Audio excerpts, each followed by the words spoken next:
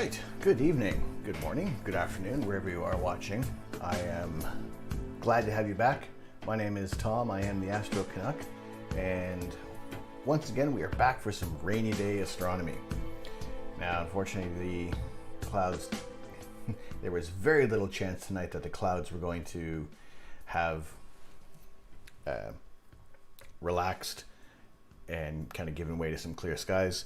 Plus, we got about 30-mile-an-hour wind gusts at the moment, so there's definitely, even if the skies were totally clear, wouldn't be much of a chance for doing any astrophotography in those kind of speeds. It would just wobble the telescope too much, and guiding wouldn't be able to keep up with all the wind buffeting around there. So, as usual, we do what we can to kind of keep things going and just to be able to have some more astronomy going on in our lives. Now, even that our little telescope camera isn't even on right now because the wind just kept knocking it over. I was hoping I could have had it on just to, look at the telescope in its costume, but it's way too windy outside right now, and so unfortunately that camera's off. But we do have the ASI Air, which we do have our photos from, and I'm going to be stacking those and running that processing again. And this would be on, the target is NGC 1579, and it's also known as the Northern Trifid Nebula, as it does resemble the Trifid Nebula in the Sagittarius constellation.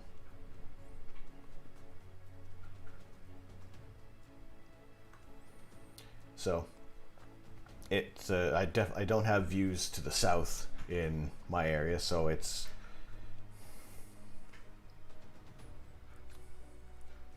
not really able to get this this target. And once again, OBS is telling me that I'm overloading my encoder, and I am not doing anything else different for this. So I do wonder why. What will turn down my video settings? My video settings are as low as they can go right now, for having at least a good view. But I mean, everything looks all right. So I do wonder what is up with that. But let's take a look. I'll show you in Stellarium where we are looking tonight.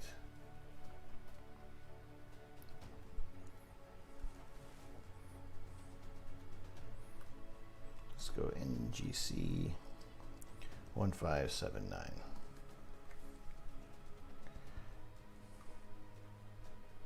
And this is a H beta region. It also is a reflection nebula, so we'll see how this image turns out, because the filter that I'm using was a narrowband filter, and sometimes that, well, not sometimes, it just isn't looking at a reflection nebula, you're not going to get all of everything to see in there with a narrowband filter.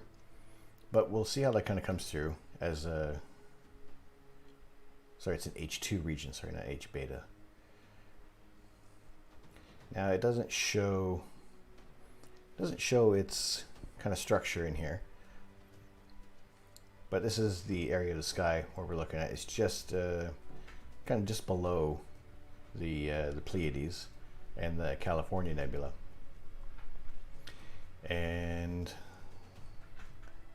yeah, we'll kind of see how that turns out. Maybe something good, maybe something less good, but we'll have a look. And for those of you who may be watching on the Astro Canuck Facebook page, you're more than welcome to be commenting in the chat over there.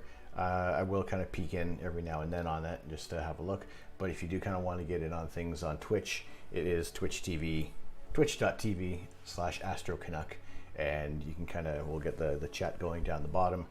And yeah, if anybody does pop in with any questions, more than happy to answer them about astrophotography, just any kind of gear for astronomy in general, and really just anything really. I mean, we are just chatting. The whole point of this is just to kind of show you guys what's up in the sky when the skies are clear, and just kind of get a good a feel of what can be seen with a telescope, what's good for what are the good naked eye objects to see, what targets are good for observing, and because when you're looking at pictures such as some images like this, what I'm taking, they're not going to be great naked eye targets.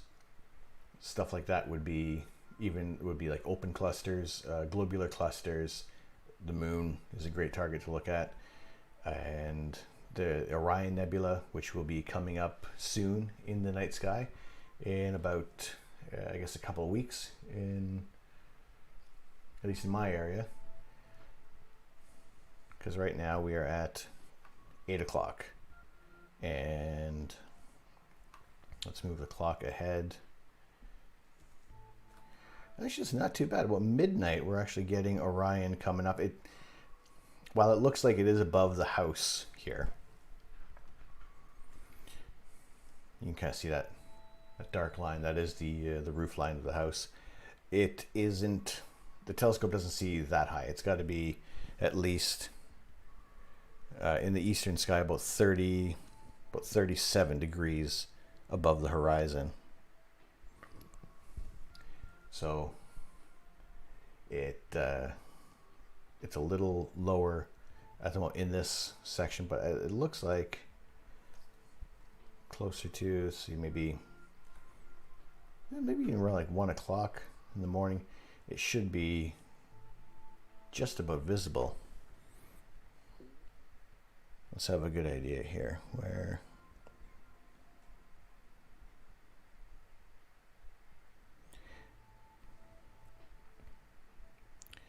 No, actually no, it looks like, now that is still really low in the sky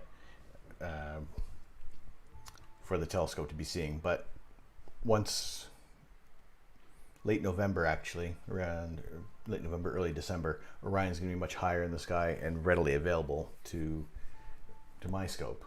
So we'll have to wait just a little bit longer for those targets to come up. And I really am looking forward to it because, again, a new scope to be looking at the sky, a new camera to be looking at this area of the sky, and just a rough idea of what we can expect to see with this reducer is going to be quite the sight. And also doing 10-minute astrophotography on this target probably won't be the best idea at the moment, because that core of the Orion Nebula, the trapezium, that's super bright, and it's gonna, even as you can see in this image that has been put on Stellarium, it's blown out that core. It's just so bright, and the way around that is when you are taking the photos, you can do your long exposure to get those other gases around the outside that are illuminated, to get those fine wispy details. But then you're also going to want to take some much shorter photos, exposures that maybe half a second, and it's stuff like that. Once we get it up in the sky, once it's nice and clear, we'll do a little experimenting with it just to see how you can get those images, because you're gonna have to stack them, but also you're gonna have to blend them, and that is doing HDR toning, so high dynamic range, and that's going to be able to get the faint clouds of dust on the outside, but also to get that core on the inside, which is really interesting to look at if you can really zoom in there. And I look at, if I was actually at the native focal length, we would be right in there. You wouldn't even get even a fraction of the way how the expanse of this nebula, but you would get some really good details on the trapezium core. And I think that's I've seen a lot of people do some great treatments of the Orion Nebula, and it is difficult to kind of find that balance. And some people do it amazingly, to perfection almost, I would say, of balancing that core brightness and the outer areas. So something like that, I think that's going to be a fun challenge, especially at this focal length that I'll be working at in a few weeks. but there's also just the targets in Orion, the Running Man Nebula, which is an area that I've actually never really imaged. There have been some quick shots of it, but that was with the old telescope and the old mount, and that wasn't as reliable as things are right now. So I think that's going to be much more interesting to see these targets up close. And just to the north of this, you have the Horsehead Nebula and the Flame Nebula, and those are again more targets to look forward to once these come around, because with the scope, and this is a very dense area of hydrogen alpha, and being able to, I guess I can keep out of the frame the Alnitak Zeta Orionis, and that kind of keeps away some of the glare, because that star is so bright and it can really interfere with photos. But at the same time, just that whole nebulous complex right there is an amazing one to capture. And I think I will be very happy to get this one. And even I would gather to say that I almost want to take out that reducer and really get in on this target. However, it can be faint. It is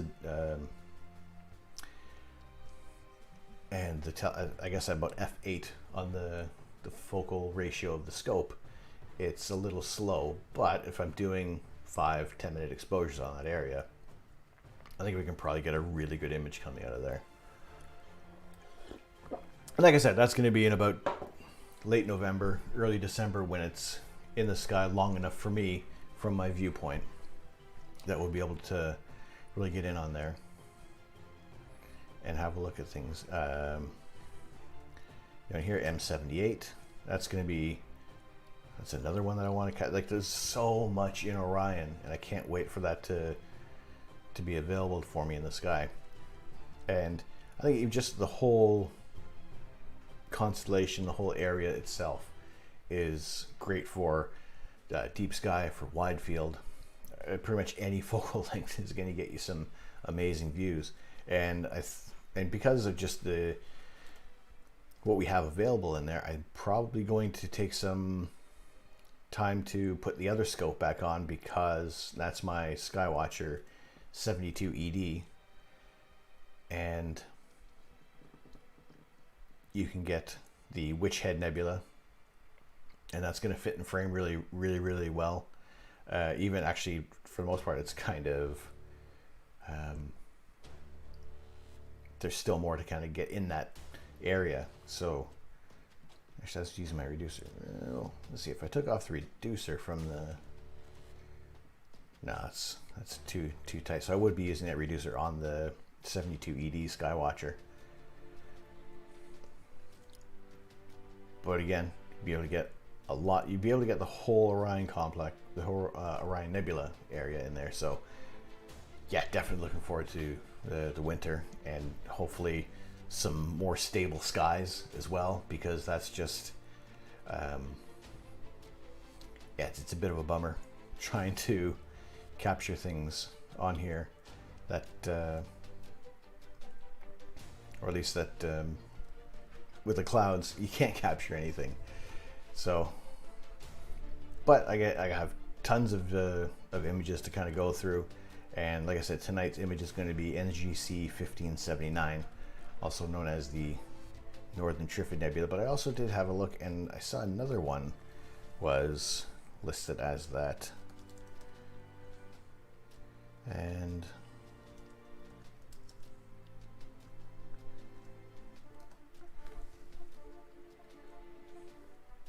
I guess that's the one that we're shooting.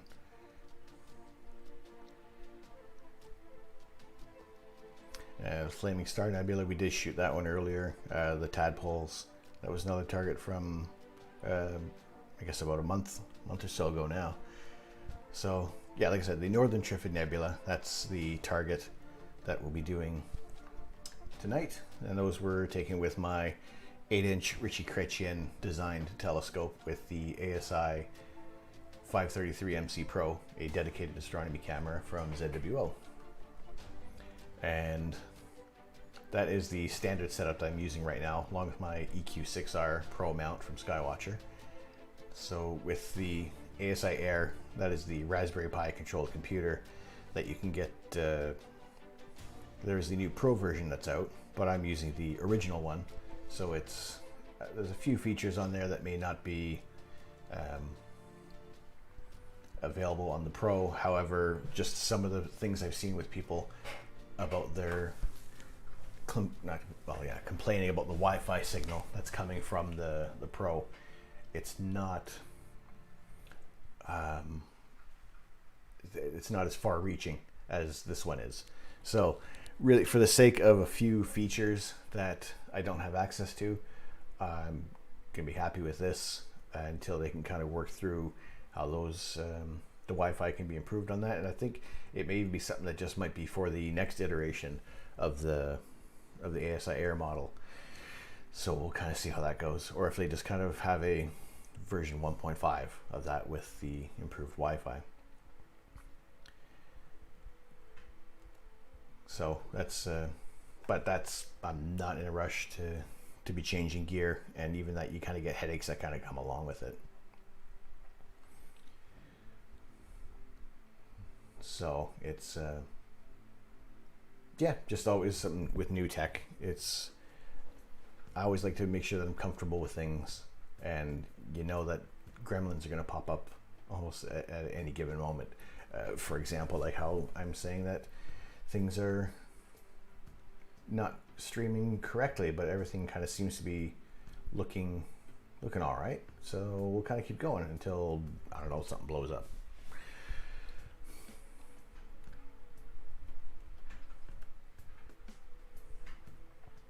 So I'm going to open up Deep Sky Stacker.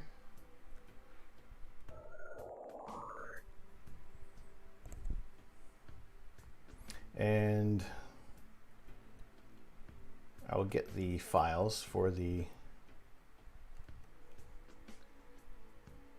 NGC 1579, and these are FITS images, and these type of images have absolutely no compression, and they are basically what's used for astronomy images, because there's absolutely no loss in data from this file system. And let's see, so yeah, those are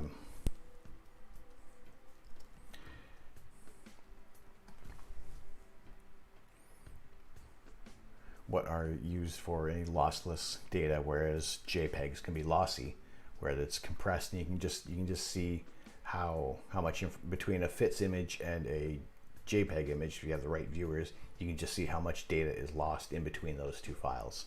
And FITS stands for Flexible Image Transport System, and it's basically, that is the standard for astronomy images.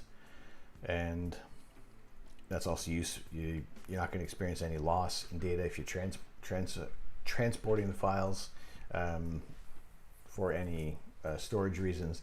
Even when you're in Photoshop and you constantly save a JPEG and keep saving that image, you are degrading that image with each successive save. There's going to be a little bit of data lost in there. So it's always good when you're working on a detailed image to try and keep as much data as possible. Otherwise, the computer, the program is just going to interpret the new set of data coming through. And that's why you can see a lot of, when images are reshared on social media, that you do get the degradation of the image, and you need more pixels on there. And it's just the fact of that the data a little bit is lost with each save that you do on an image. So even if you're working in Photoshop and you're saving a JPEG every time that you're doing a little bit of work, you're losing that data. So it's good to always work in your PSD file or a TIFF. It's just some of those larger files that are going to have more data, and if you do lose any of it, you're not losing a significant amount. It's going to be fairly negligible for the time that you're working on it. So I do have all those images loaded up there, and I do know that there is one image in there that is that's number 30, I believe.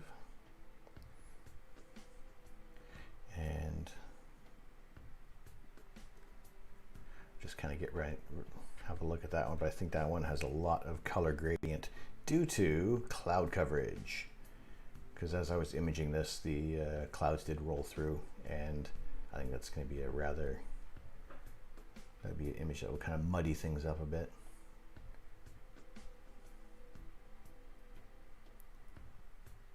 Yeah, I think that one is 030. Yeah, so let's just remove that one.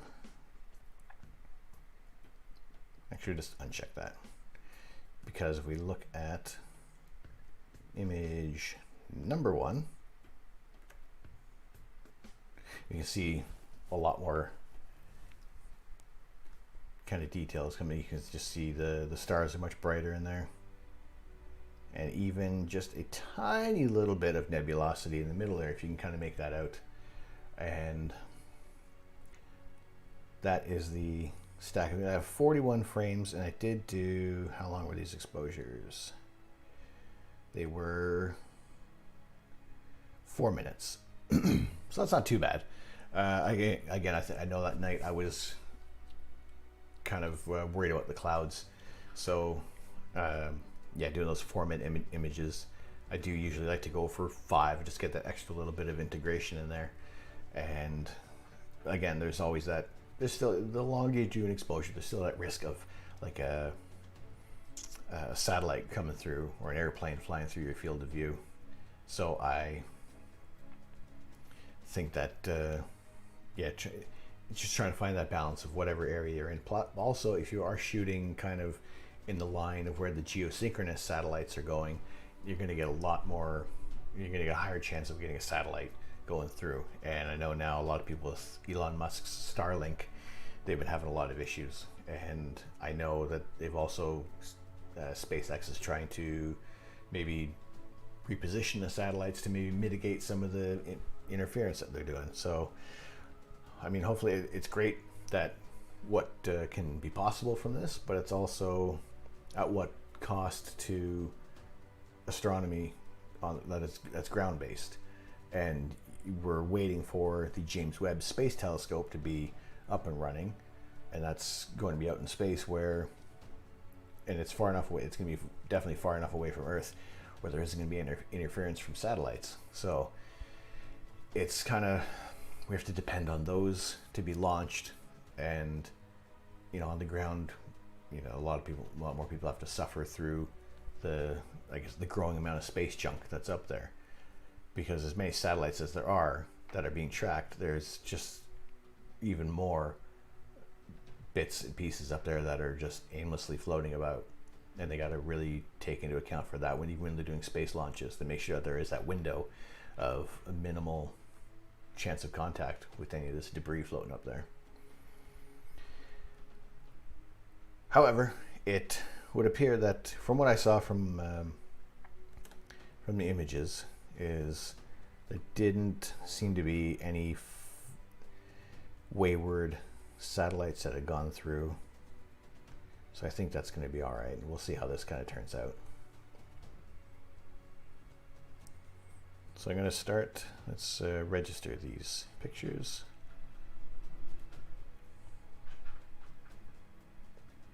And we'll make sure that they go to the right file so it's not clogging things up there, because there have been many times I've put it, they just kind of shown up in the wrong folder. Now it also kind of comes at to pick where they're going. It is basically the absolute last tab, last button that you're going to be choosing these for. So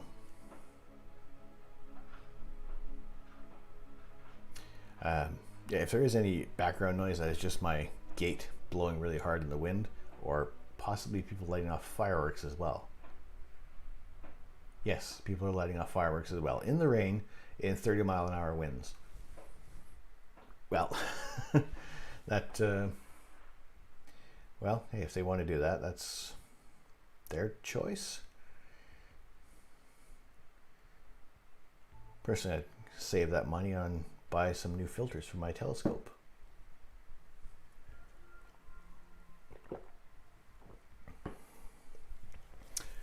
Right. My stacking parameters, kappa sigma clipping, what that's going to do is it kind of averages out any pixels outside a certain range. So if there is maybe a satellite that's gone through and everything else has pixels that those match versus the one frame, it's kind of going to use that to average out the color in that section to do a fairly decent job of removing that satellite trail that's gone through. If anytime if I've caught a shooting star or a meteorite going through the frame, then I'm not fussed. I will keep that frame. It's a totally separate thing, and that's great to have caught one of those. And especially at whatever focal length you're using, it can be a very high probability that you can kind of catch one if you're doing if you're doing 18 millimeter, like you're doing super wide field with your DSLR, trying to do some landscapes, and you're going to have a better chance of catching those the meteorites coming through. However, if you're shooting at longer focal lengths and you do catch one in there, that's just because you're doing such a narrow field of view, and being able to kind of catch one of those is really, really cool. I've caught a couple on with the smaller telescope at the wider focal length, and yeah, definitely not annoyed at those kind of photobombing. But when everything else, airplanes,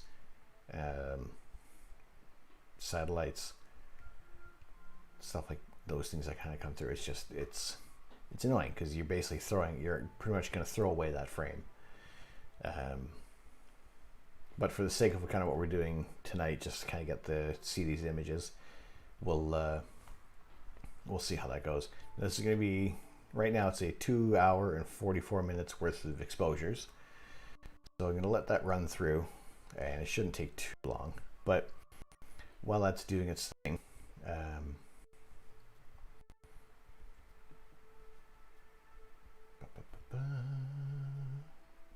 still saying it's overloaded. I don't know why it's overloaded. If it could give me a source of where things are, that would be a lot better. But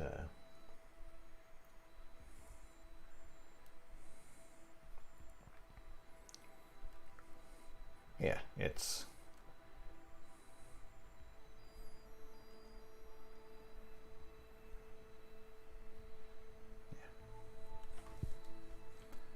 right, so let's quickly jump over to Facebook, because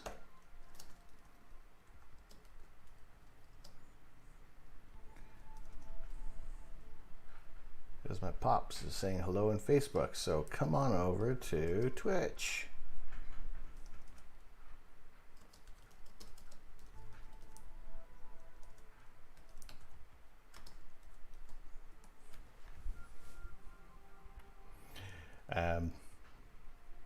Yeah, but thanks for tuning in, Pops. Appreciate that.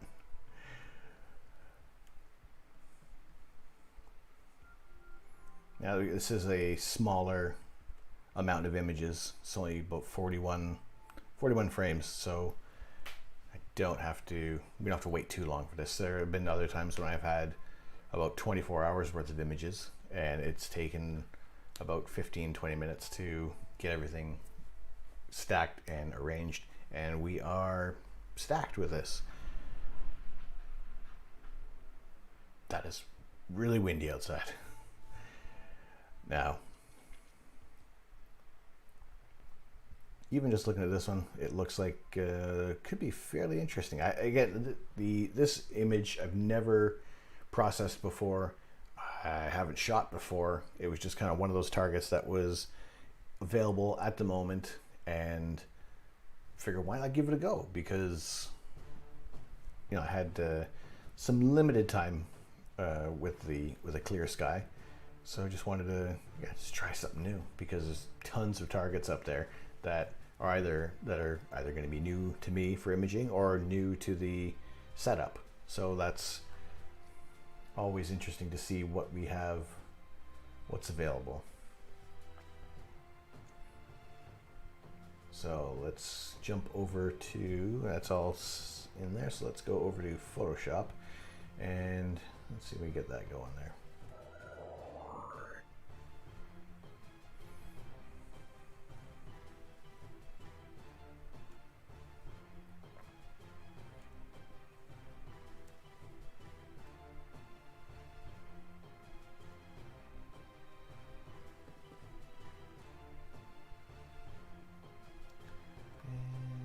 see, that's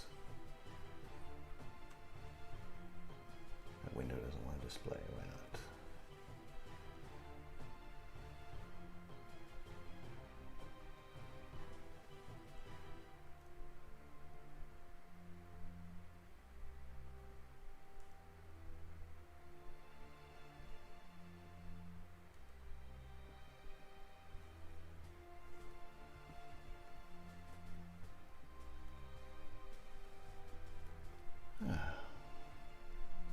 The joys of settings. Just wow, there we go.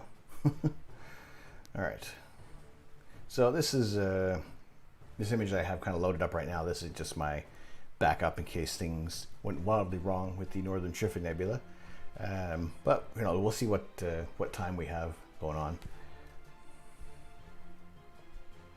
And yeah, well, let's see. Let's get our new image loaded in there.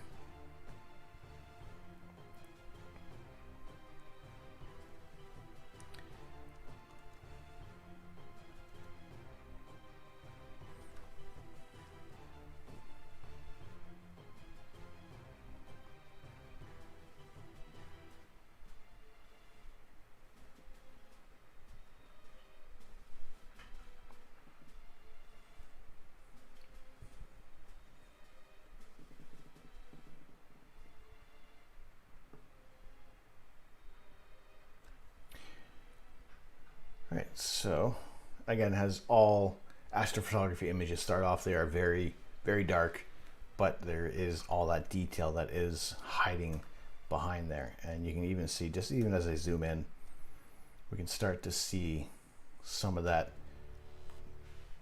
core of the nebula building up there. And there's the brightest star in the image, so I got to be careful for this one not to blow it out essentially and just kind of make it way too bright in the image. So that's gonna, like I said, just take a little bit of time with the image. And it doesn't look like there's a bright not halo, I keep using that word halo around there, chromatic, no, bright coma around there. I believe that's the word I'm looking for.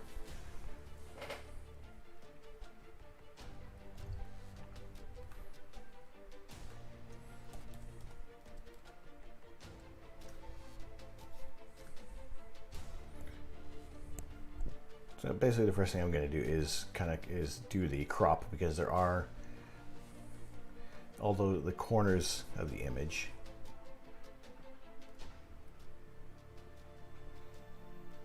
you can see how it's stacked up, that you have these just all these areas that just don't line up properly. And this is just because the way how the as I'm taking the pictures, the camera does do a dither, which after every shot, or after a certain amount of shots, it's going to move the position of the camera just to kind of get rid of any of that noise that's going to build up. If you kind of just keep tracking the object constantly, you're going to get what's called walking noise, and it's just this kind of very noticeable streak of noise that is kind of built up as you're taking your image. But when you're dithering, it does randomly move everything around. It'll just kind of nudge the mount in just ever so small amounts there, just to kind of randomize the noise that's in there. And that's what helps. Another thing that helps out with getting a stronger signal to noise ratio.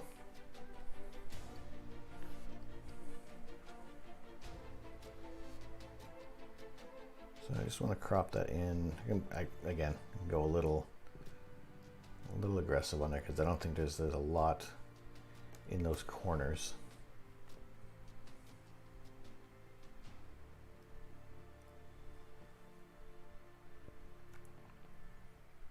Make sure I can commit that change. And really what you got in Photoshop is you're moving from a 32-bit image down to 16-bit, and choosing what is exposure and gamma, because that really doesn't change any of your settings. In the image, you're basically left with a very similar image to what you had with the 32-bit. And it's kind of one of those things. I've experimented with some of the different options that you can do when you're going from 32 to 16, but I found that just moving to exposure and gamma, not changing any of the settings, you're left with a more consistent image to be working with from the start here. So just doing a levels adjustment is going to bring it up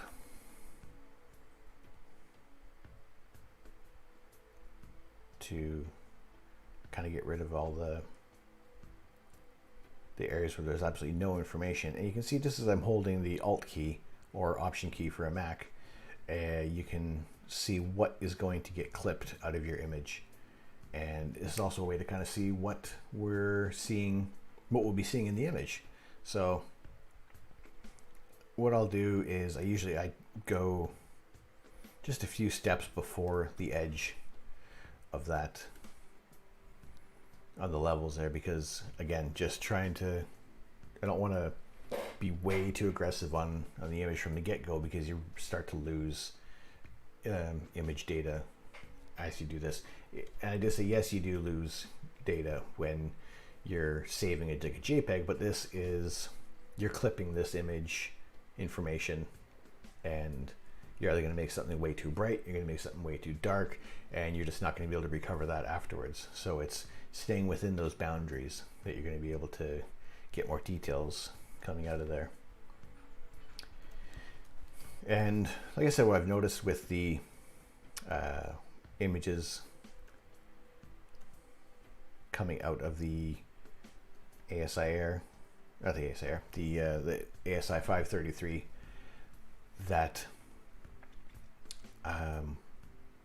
it's taking a little more time to be able to get to the next steps, to be able to start bringing out more detail. So again, it's just that just doing what you can to bring out those details gently.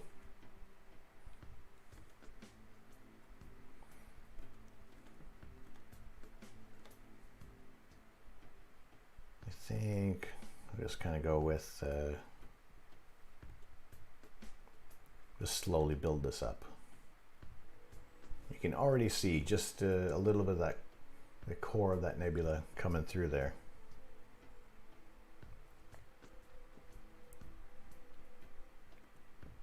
So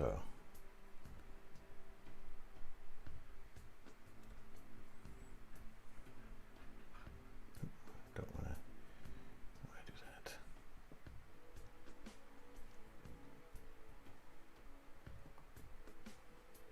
Right, so I was changing a bit of the view for me over here.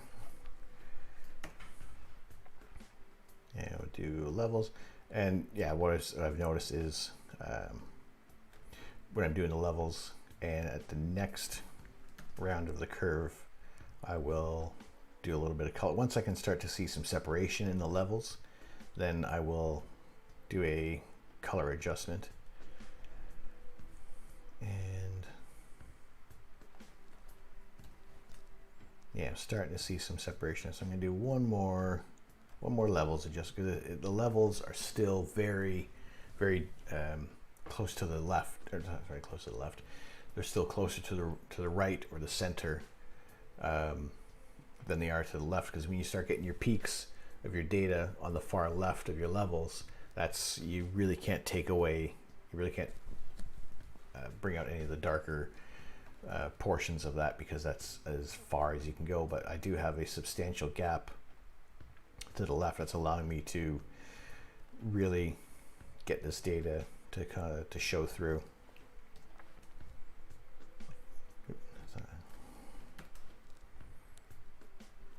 Do one more arc sine stretch. This might be, I might start getting too aggressive. Let's come down a bit.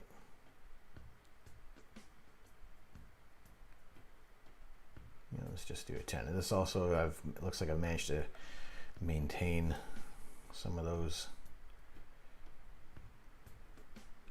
star colors. And what I can do actually in the levels with the channels, you can pick, there's the RGB red, green, blue, so you can actually adjust those individually and kind of try to build up your,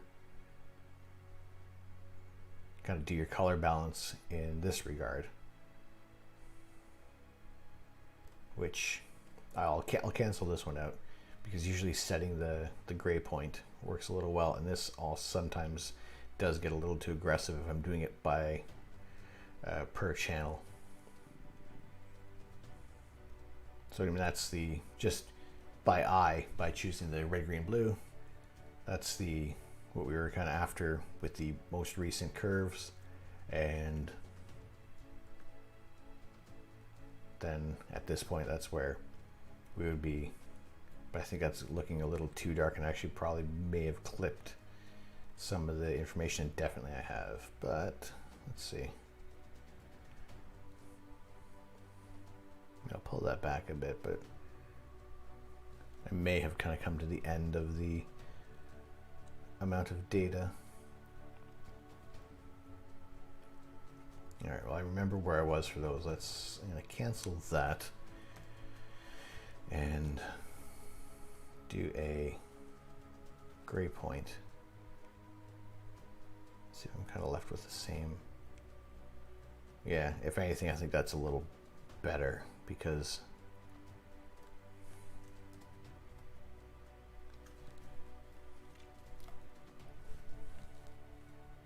even kind of bringing that slider closer to all the data, it just seems like there's just a little bit more information that I have available. So it still looks a little red, so I'm going to pick another spot. Overall, I guess because it is a fairly smooth image. I see it. Okay, I picked an area that's mucking up with the black level there. However, if I was to pick, let's say, just on this star, you're wildly getting a variance in things there. So I think that looks pretty good. Let's see what happens if I set the white point. It could go crazy.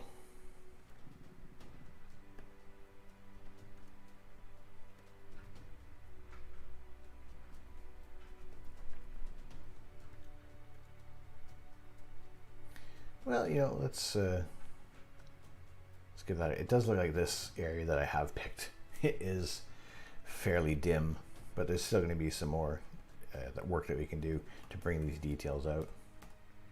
And I mean, not too bad. The data doesn't look very too crunchy in there. It seems still overall fairly smooth, but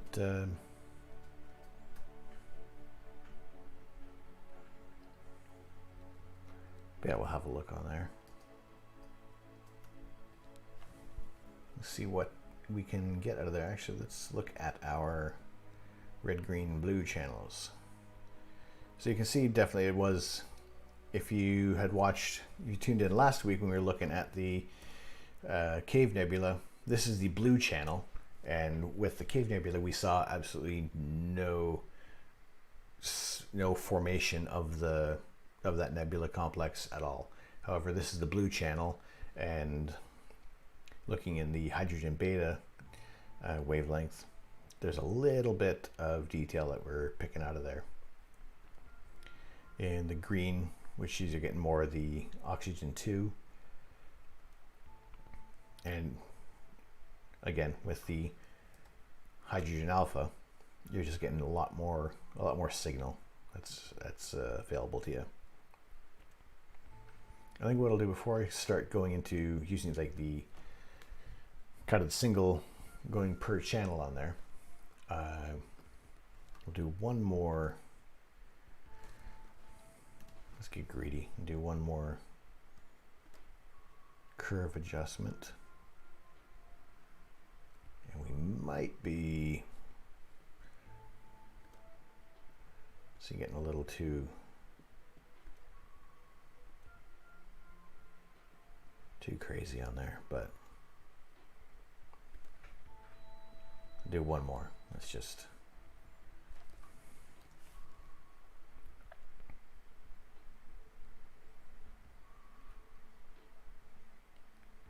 and gosh, I'm still seeing so much space available on the left side there. So you know what, we're gonna just as an experiment, because that's what I do when I'm making these images, is I'm just gonna try stuff out and just see how it goes. And it may be something good, maybe something not bad, but you have to go back and take a few steps. And that's another thing where you can get into doing these images, working on the images that it's going to take so long, is that you are experimenting, and no two image set is going to be exactly the same. There's always going to be little changes here and there that you're going to want to try out. Now, also, to be fair, I haven't looked at a specific image of NGC 1579 of what I'm expecting it to look like.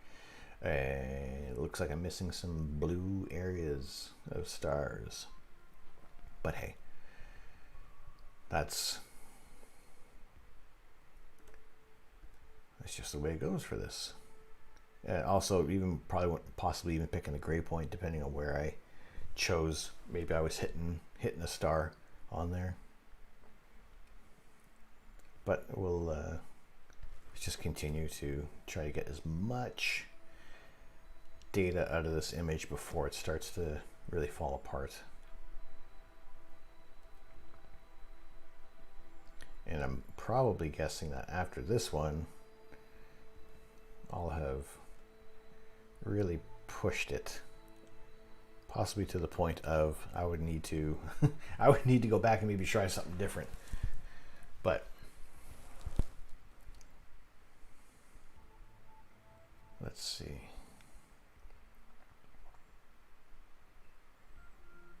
Let's go with that. And there's still programs that I could use that'll kind of clean up some of this noise, and even within Photoshop, there is camera raw filters that are available that can kind of help clean things up. But yeah, it looks like I have reached about it's starting to get way too much. You see I'm really amplifying the noise that's in there. So I'm going to say that is as much as I'm going to muck around with the noise, because you can even start to see the color gradient that I still get from the street lights. Because while I am using a narrowband filter, there's still a bit of an impact that kind of comes from like the overall glow of the sky. That unless you're in a dark sky site, and also if I was shooting with some more subframes, then I could actually eliminate that much earlier on. Whereas I'm going to have to do a little bit of filter or actions on here to get rid of that.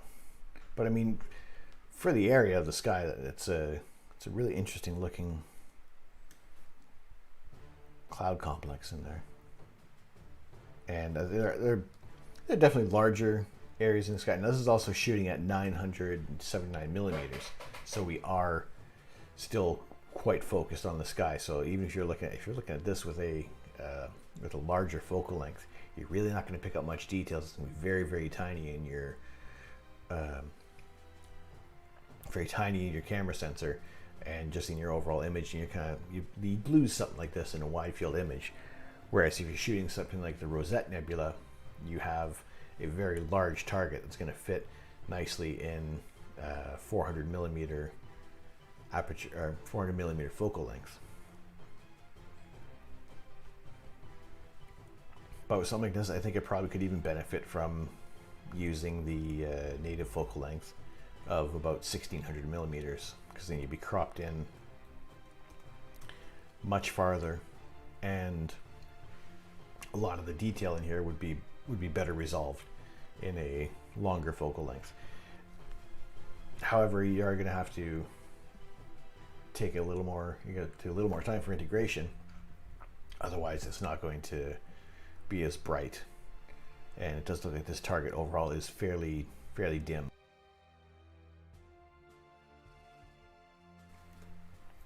So definitely need more than like 2.5 hours, which is basically kind of what was stacked out of that image in the end. So it rejected a couple of filters, a couple of frames.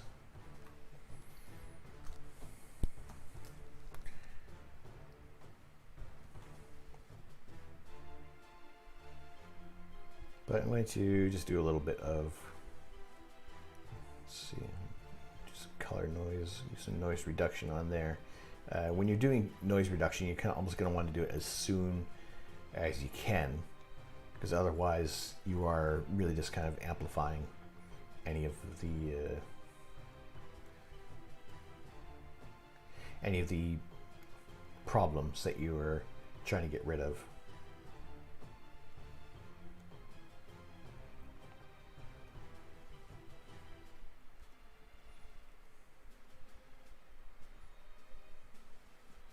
So what I'm just going to do in, I guess it's not showing up there, in Camera Raw is just kind of do a little bit of noise reduction and color noise reduction. Not a whole lot, just enough to kind of get that detail. So we're not losing a lot of detail at all in there, but we are having just a little smoother image to work with.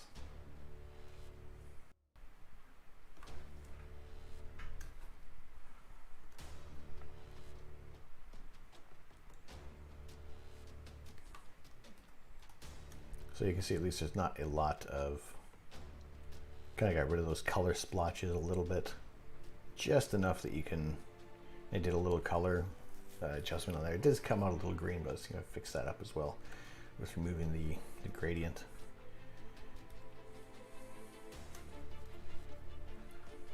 And it almost looks like it possibly, I did have some clouds interfering, because it does look almost overall hazy.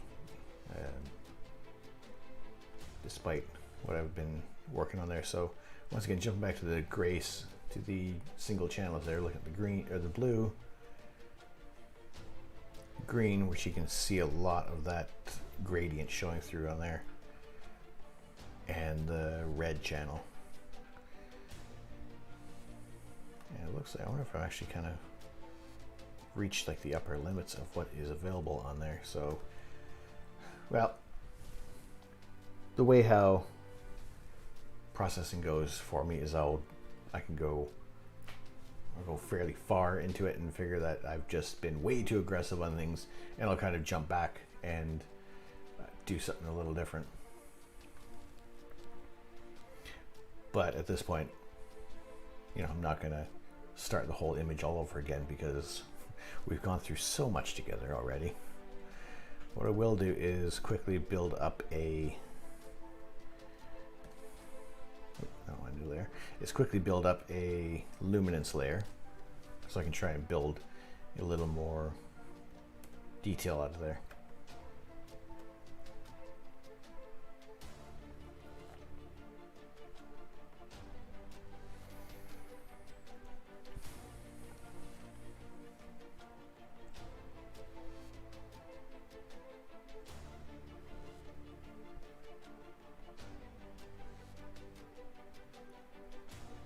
So this is just the the red channel. What I'm also going to do, just because I didn't do this last week, is take some of the, actually what I'm going to do is just take some of the blue channel out of there, because the green has too much of a gradient. So I'm going to deselect that, copy that, just over top, and I'm just going to drop the opacity on the blue to about, let's see what it looks at 30%.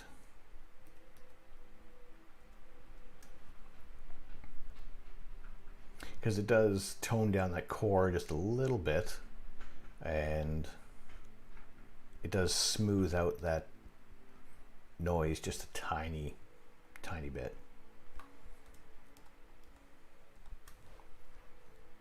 And maybe there is more of this of the nebula in this in the shot there that I'm not seeing, and that would come with longer integration time. What we'll do is we'll merge that,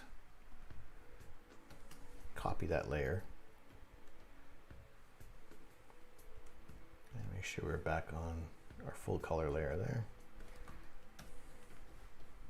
and just paste that on top and choose luminance for our blending option.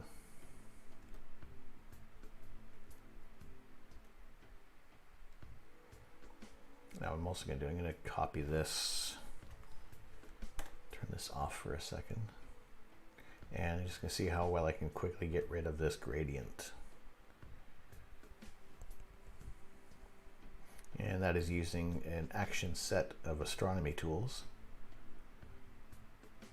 And if you're looking for something like this, you just Google astronomy tools Noel Carboni. You can find this should pop up pretty. It should be the first result on there. Now it is a little bit of an older set. I haven't actually checked if he's done an update or not. But a lot of these tools will kind of come in handy when, if I'm not using, I have started to use PixInsight.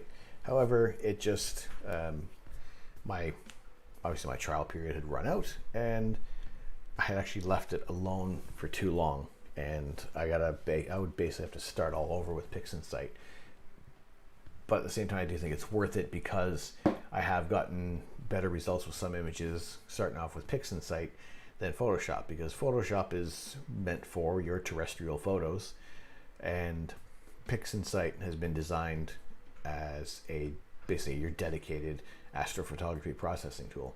Same thing as APP, astronomy photo processor, and there's a few other. GIMP, I believe, is another one that you can kind of use. Pardon me. But let's see about getting rid of some of this gradient, and that is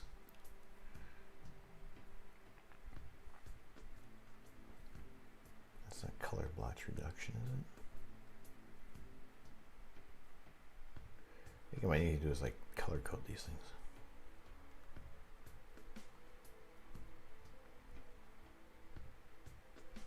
Let's give it a go. Let's run that and see what happens.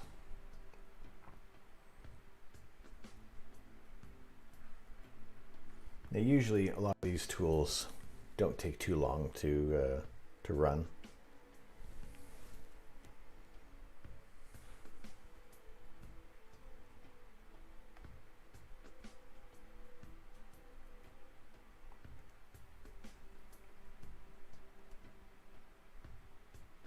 And that didn't seem to do anything. That was probably the wrong one.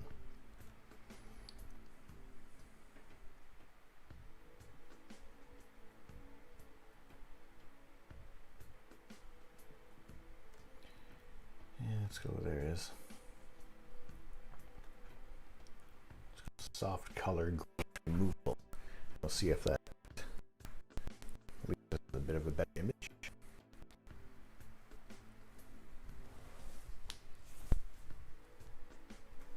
And that does affect the color rather greatly.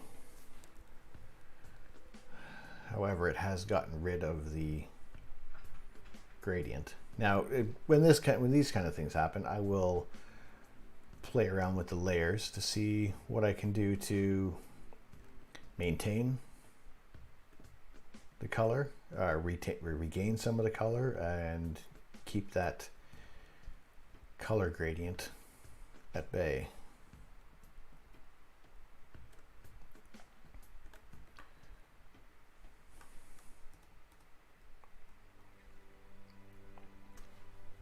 But I mean, from what's kind of come out here, let's turn that luminosity down.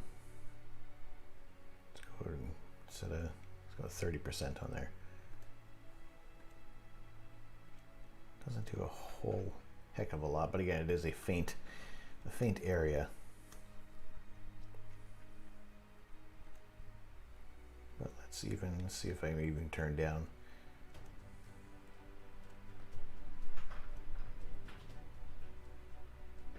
Yeah, just blending in that color gradient with the original background and not letting too much of that gradient show through. Again, because what I end up might be doing is cropping in a little farther, just to kind of get rid of some of the areas around the edges there.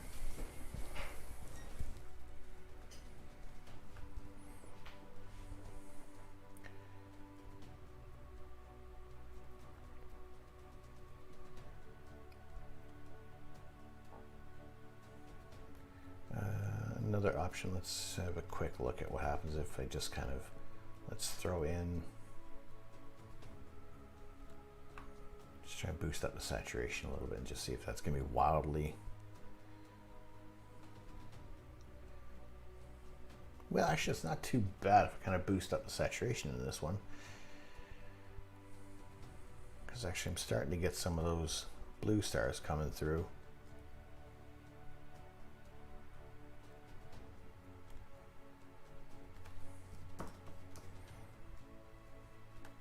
Now this is also as a adjustment layer, which is, I can easily turn that on and off, so I'm not doing any permanent changes to the image. So you just have that, you have more options to kind of go back and change things, adjust them as needed.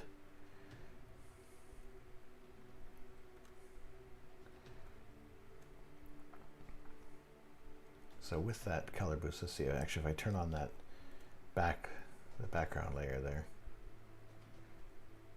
Let me start to, yeah, actually it does look like there might be some haze overall throughout the image there, and that might be just some of the later images. And that also would kind of come from dew forming on the telescope, because I don't have a dew heater large enough for this new telescope yet.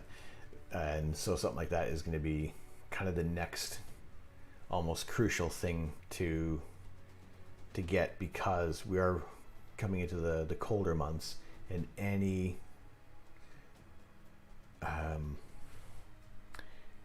time that temperature is going to be changing and getting close to the dew point, or at or below the dew point, you're going to get, the lens is going to start to condense, and you're going to get that, the image is going to get a lot dimmer, and you're just fighting with nature to kind of keep your mirrors clean, your lenses clean, and free of any moisture. So another tool that we would use is a dew heater.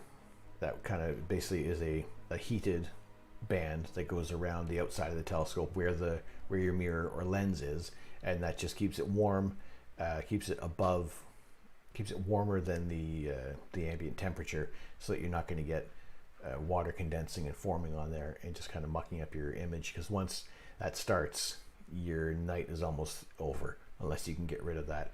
Some people have resorted to using hair dryers and just to kind of staving off the condensation for a little while longer. But if you do have a dew heater that can be controlled, then that's something that you can work on to keep your image nights going longer. So like I said, that's going to be the next thing that I kind of work towards getting added to the kit, because we're at a point in the weather where the dew point is basically at what the temperature is when I'm imaging overnight. So it's inevitable that I'm going to have to be able to, I do want to keep imaging all night long, and definitely if dew forms on the lens, I'll see if next time I can kind of take a couple of images of the scope on the mirror on the inside, so you can see just how foggy things look versus when the mirror is nice and clean and obviously dew free. And you can actually, looking through some of these images when obviously the dew started to form, is that the images weren't as bright and sharp. So something like that is a piece of kit that's going to have to be added fairly soon, and that's something that also can be controlled with my computer.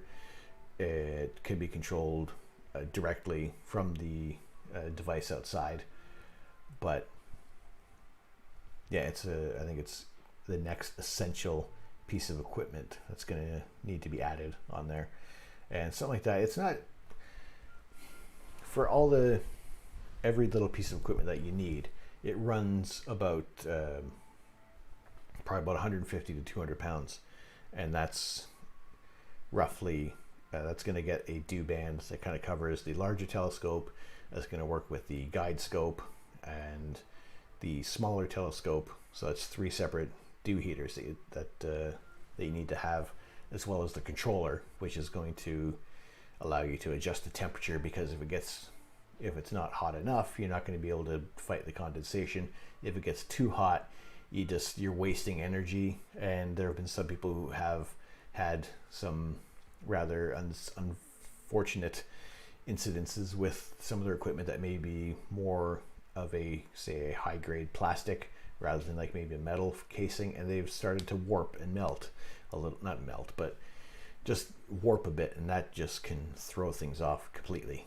So something like that is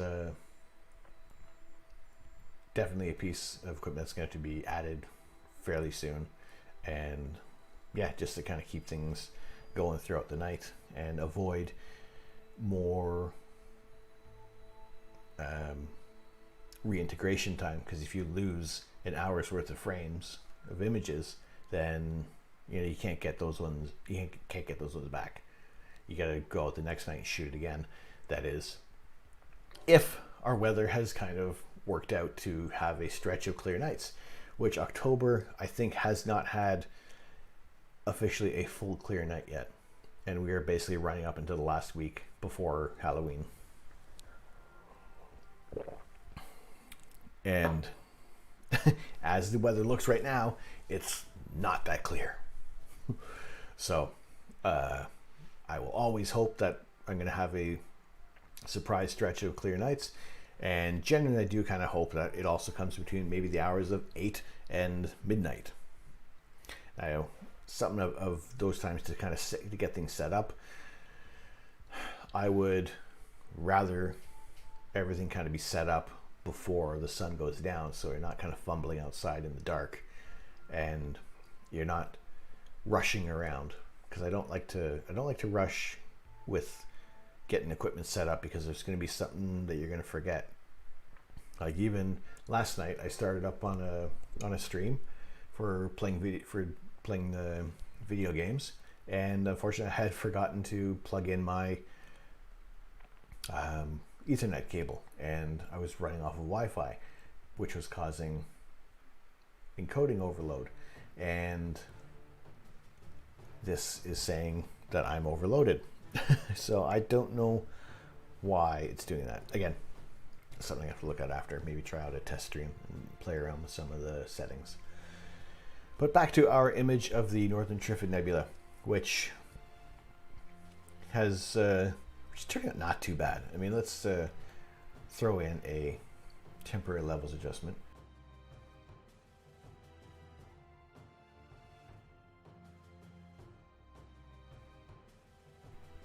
Pardon me. And then I put my microphone way up. We don't want it way up. And I don't know if this, see if that's not loud or too loud, but I'm not shouting. Now we'll end up, let's see, let's move that slider along.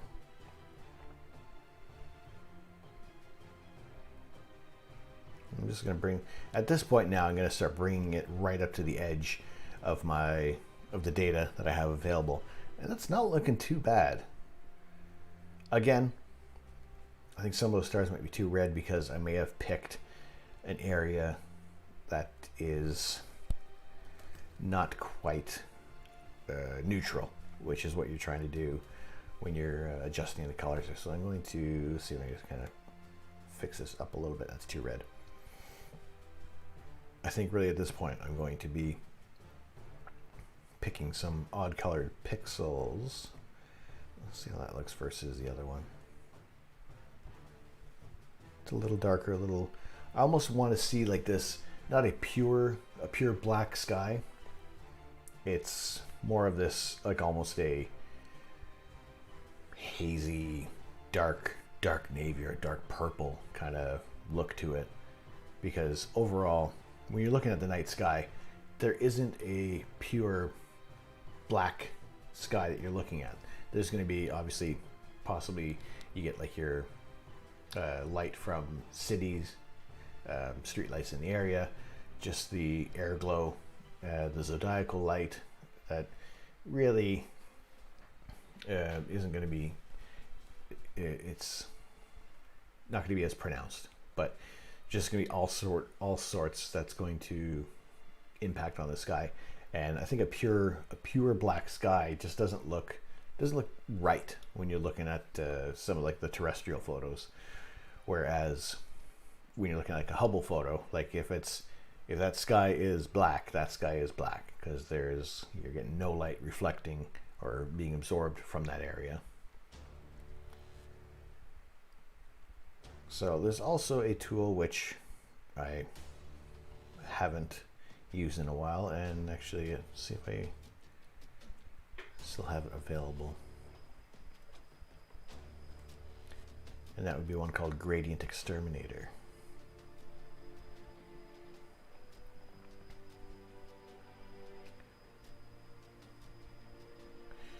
And it does not look like I have it available at the moment. So, and what that kind of does, it just gets rid of that vignetting. It helps kind of get rid of that. You can kind of see right around the middle there. How it's darker in the corners. It's just the vignetting that's going to come from the camera sensor, the telescope, and just like your image path of things. And again, stuff like that can be remedied by using your flat frames, because that's going to help tell the stacking program what noise and what kind of little bits of interference, like little dust motes, what to ignore, and just kind of basically it'll subtract that from the image, and you're left with a much basically a flatter looking image.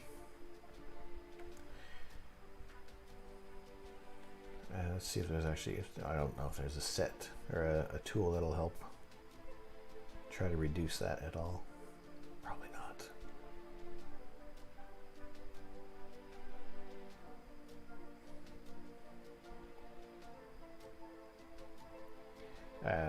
There's other things you can do with kind of making some of your own artificial flat frames. I think in PixInsight or other programs that they have, you can do that in there. As far as Photoshop, I don't know. Again, let's look into that for the next one, or get another round of Gradient Exterminator, or buy a copy of Gradient Exterminator. It's about, I think it's about $40-50 US, and for the amount of, when you're doing a lot of astrophotography processing, I guess it's going to kind of, it'll pay for itself in the way of just making your life a little easier without having to do extra steps for your photo processing.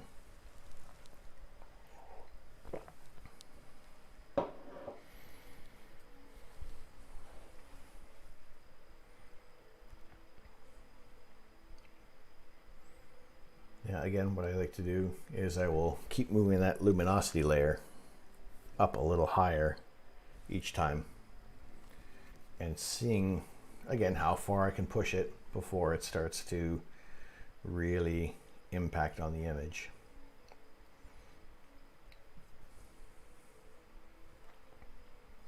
Yeah, actually, let's have a look at the channels, because yeah, you can really see that I've pushed a lot of this data now, that you're starting to see some banding, and it's really mucking about with the overall image. But again, that red channel is where you're going to get the most detail out of your nebulosity.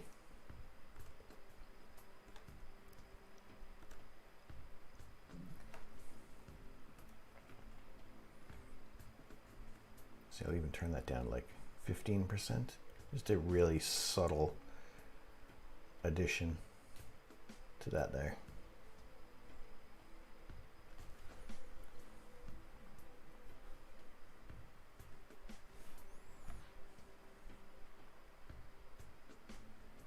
Now we'll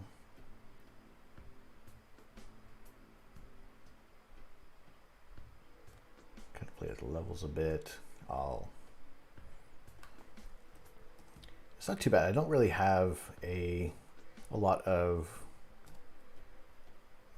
this cyan that kind of appears around some of the stars, which overall I guess I have chosen a not too bad area of the image to, I guess, color balance the stars. There are some that are probably a little way too red, but the important thing was that I wanted to basically be able to see what kind of came out of this, which isn't too bad of an image. Again, there's been such limited time with the night sky that I really haven't been able to get a solid amount of integration on a single target lately.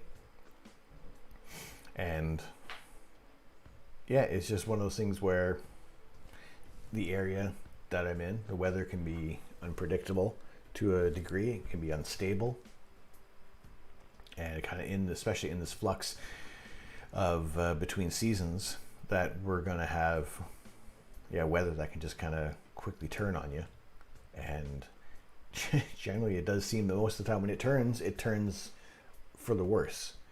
And I think it's just because I feel like I have everything ready to go. I can be imaging within 25 minutes or so, give or take. And yeah, it's just a little bit of frustration where usually before I was able to leave the scope out for longer periods. I really had to be sure of when I was going to be imaging, because I was taking the whole rig down and putting it back up like a day or so later if all of a sudden it cleared up. So yeah, being able to leave the scope covered properly with a reliable cover. I have checked it out. I did have it off the other day just to make sure that there wasn't any tiny 8-legged house guests underneath there, and yeah, everything seemed fine. The desiccant filters that I had under there were doing their job. Not a whole lot of moisture kind of builds up under there, which isn't too bad. And I was kind of worried that the filter, or the hanging filter, which is usually designed for closets, wasn't going to do its job. But yes, things seem to be going fairly well out there with that system. Everything's nice and dry and moisture free, and that's definitely doing its job. So if you are looking to leave your scope out for a longer period of time, from my experience, the cover that I bought was a Telegizmos 365, and that's a little higher in price than like their other covers, which are kind of more for if you're leaving it just out for a short amount of time. It's not designed to be left out for basically, as it says, 365 days a year. And yeah, definitely from my experience, what I've had with this cover, it's worked really well. It dresses up nice, and it's kept everything dry. Speaking of dry, yeah, and I haven't really worried about how things are holding up out there.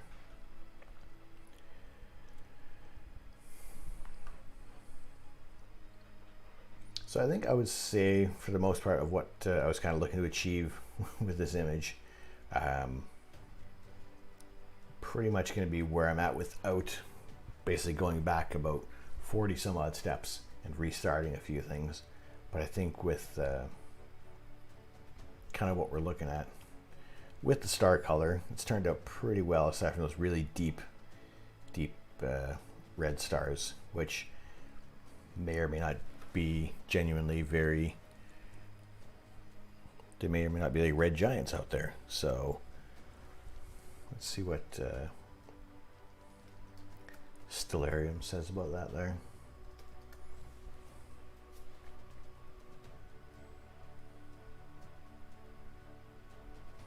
And just kind of get a rough idea. Actually, it may just be even on my screen. I'm looking at my monitor and it doesn't look as wildly red as it does on here, so it may even look different on your monitors.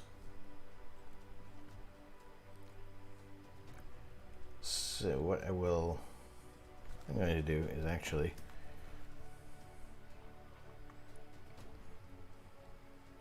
I've hit the wrong button, is to just do one more cleanup of this and see how far I can kind of push the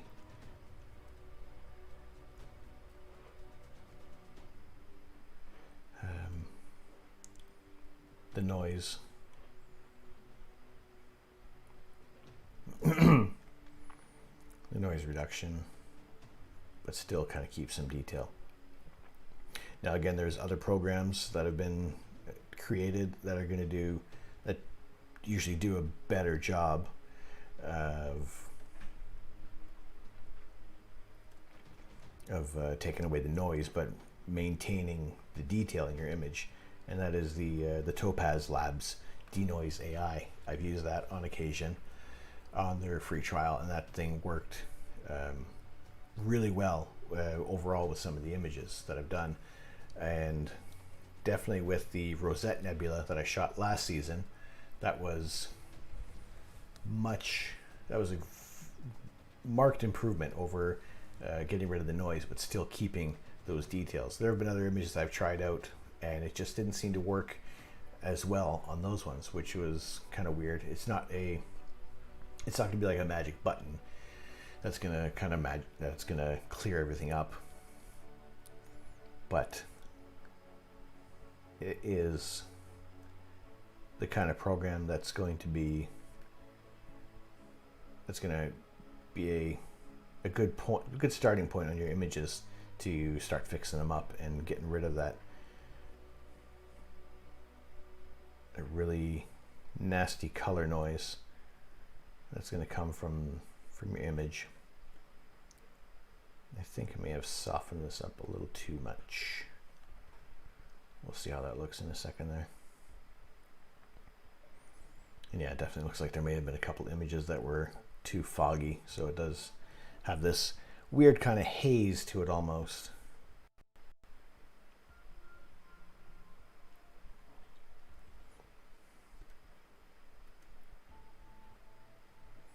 So what I kind of try to do is just blend it in a little bit.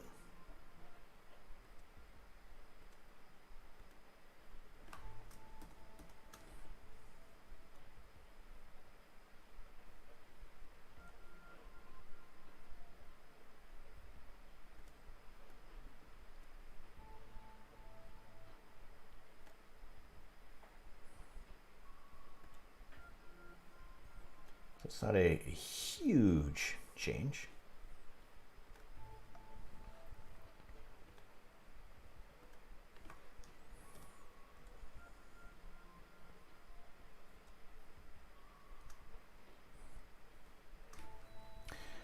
But yeah, I would say that's going to be about it for this one, which overall doesn't look too bad.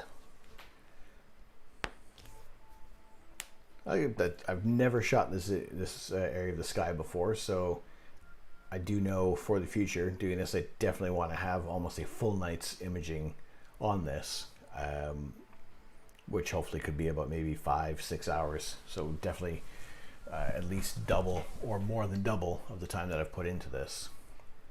And with that, you're just going to be left with your stronger signal to noise ratio. And just kind of end up with a bit of a smoother image. And yeah, just kind of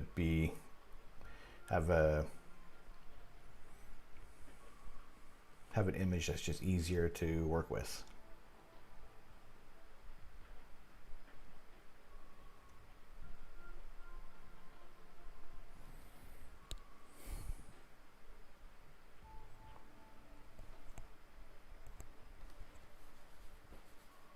So what I'll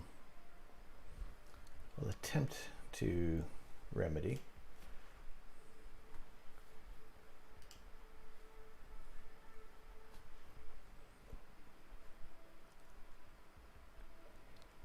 is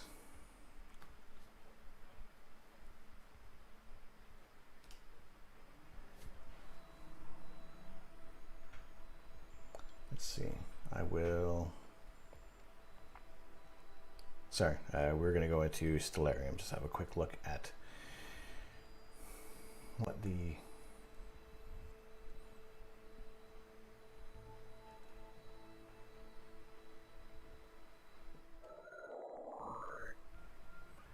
sky, if I was getting those stars correct in that area.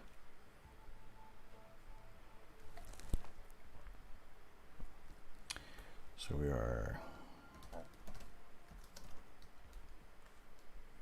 the Northern Trifid Nebula.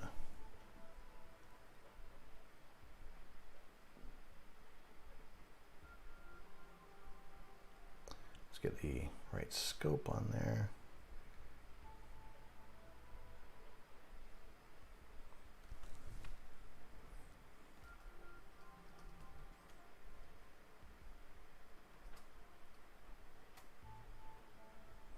Yeah, I would say that actually looking at that versus the image, there's probably some stars that were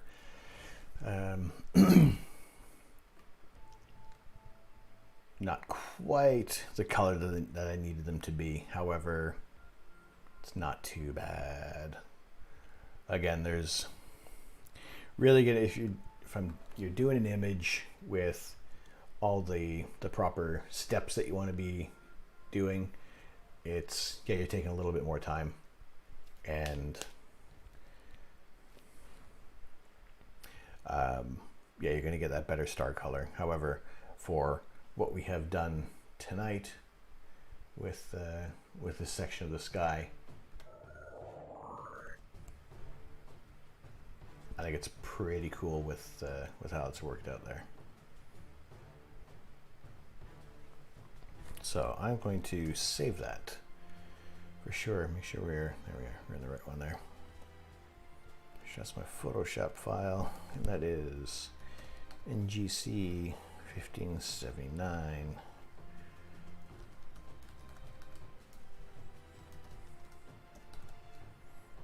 Twitch live processing.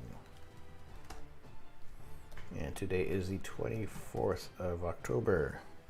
And tonight in the UK, the clocks are going to be going back an hour. So we are gaining 1 hour of sleep. So if you are working Sunday morning, you get an hour longer of a lie-in. So that's something to look forward to. And if you're not working Sunday, you get another hour of a lie-in. So that's something to look forward to. Although there are a lot of people that want to just be done with daylight savings and just kind of get on with things. And in a way I do agree, because at most I now have, I guess, an hour more available in the night sky for a while. And yeah, so on paper I get, like I said, an extra hour, and yeah, the nights will just feel that little bit longer. The night will get will be maybe a little more delayed, but it's good to be able to have as much dark sky as possible.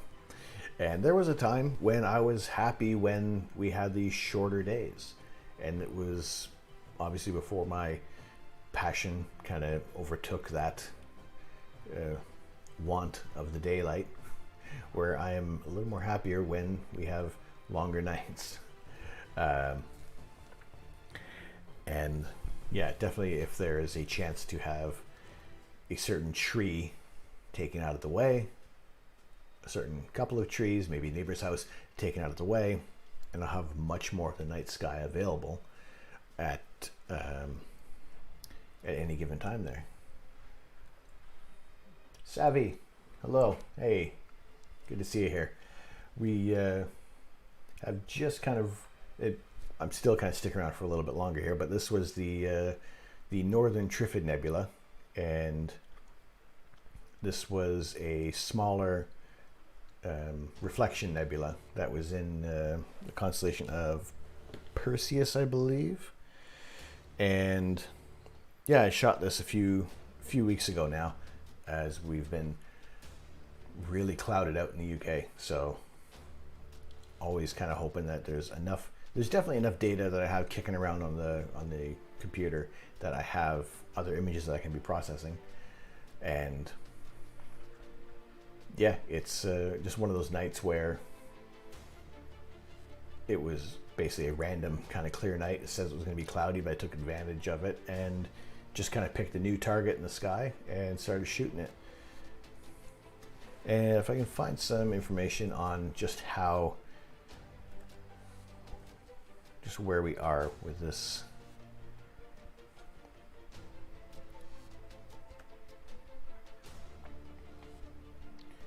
Now the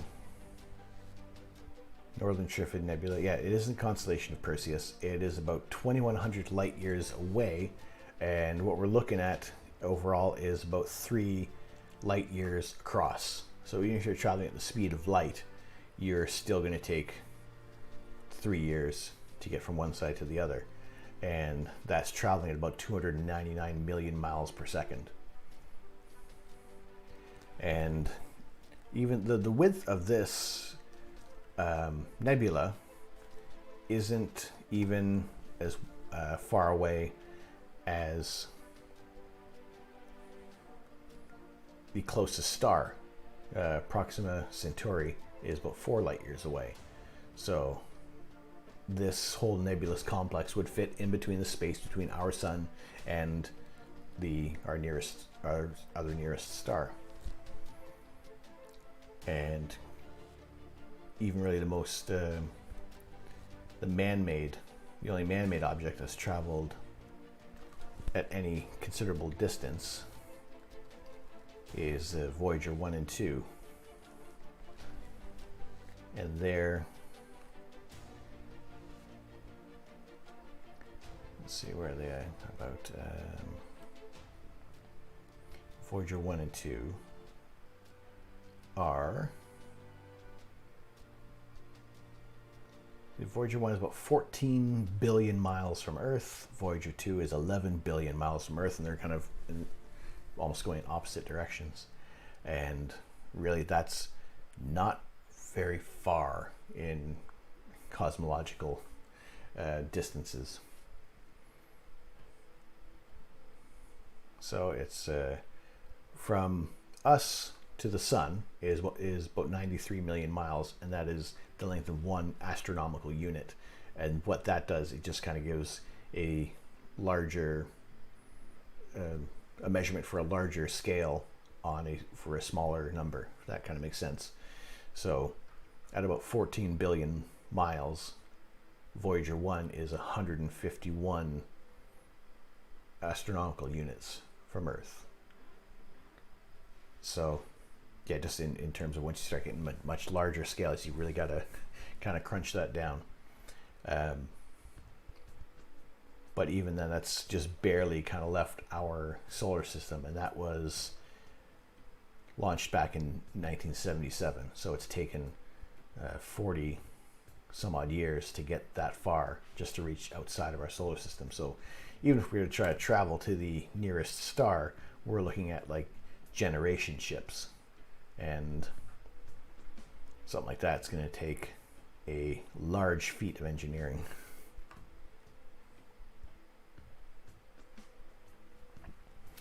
So it's really interesting. How do you know whereabouts the nebula is going to be able to take photos in the right place? It's based off of its, if you're looking at the North Star, which is Polaris, there's basically going to be coordinates that are going to run laterally and longitudinally.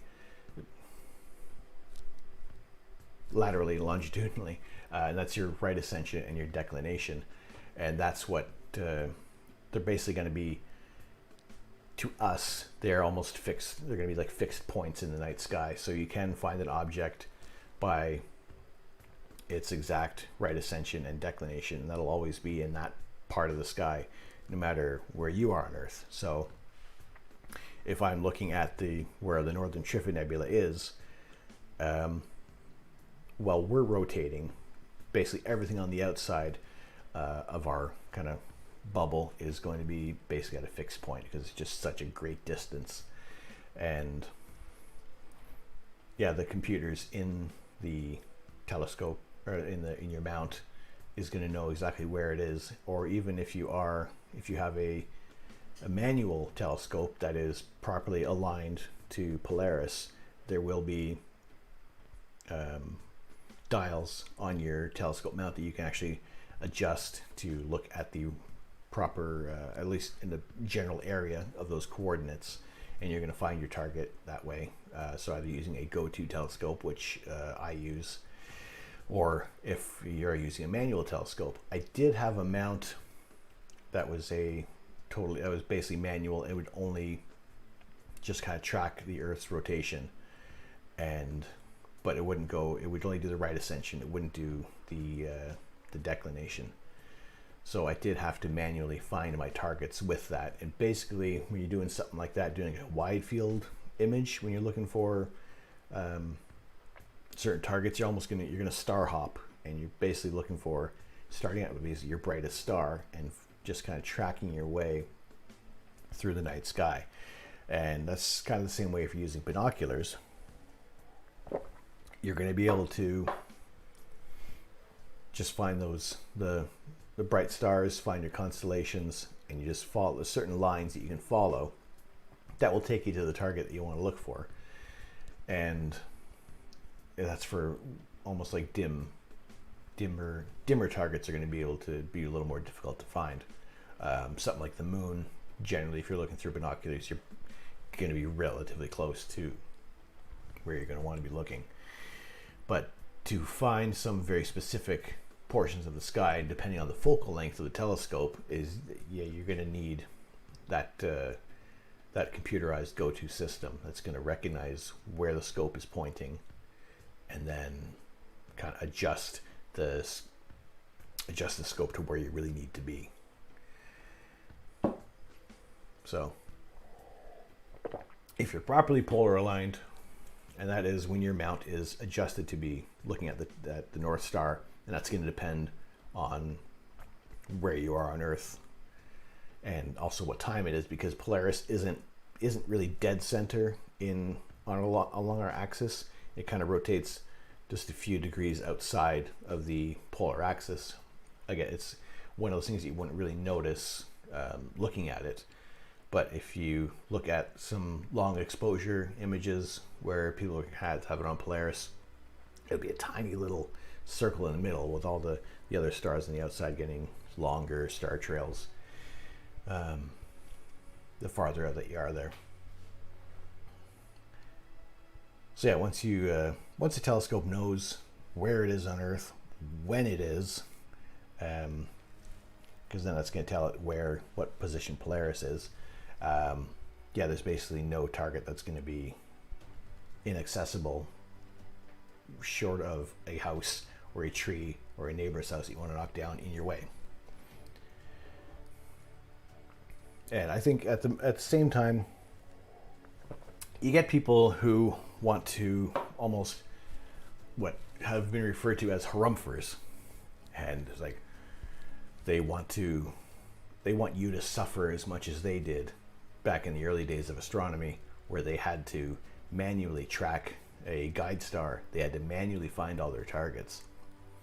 And yeah, that's great that everybody before, like modern astronomy, have really had to work hard on finding the targets. However, for the hobby of astronomy, I do think it is fairly important that you make this low of a complex hobby as it can be, because you want to enjoy that, maximize that enjoyment.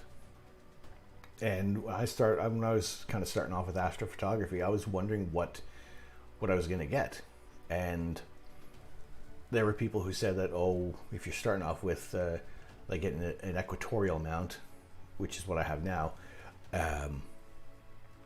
that can be frustrating, getting your polar alignment correct. And I kind of did take that as a bit of a warning, and I did get a telescope that covers your up and down and left and right, which is known as like an alt-az telescope. And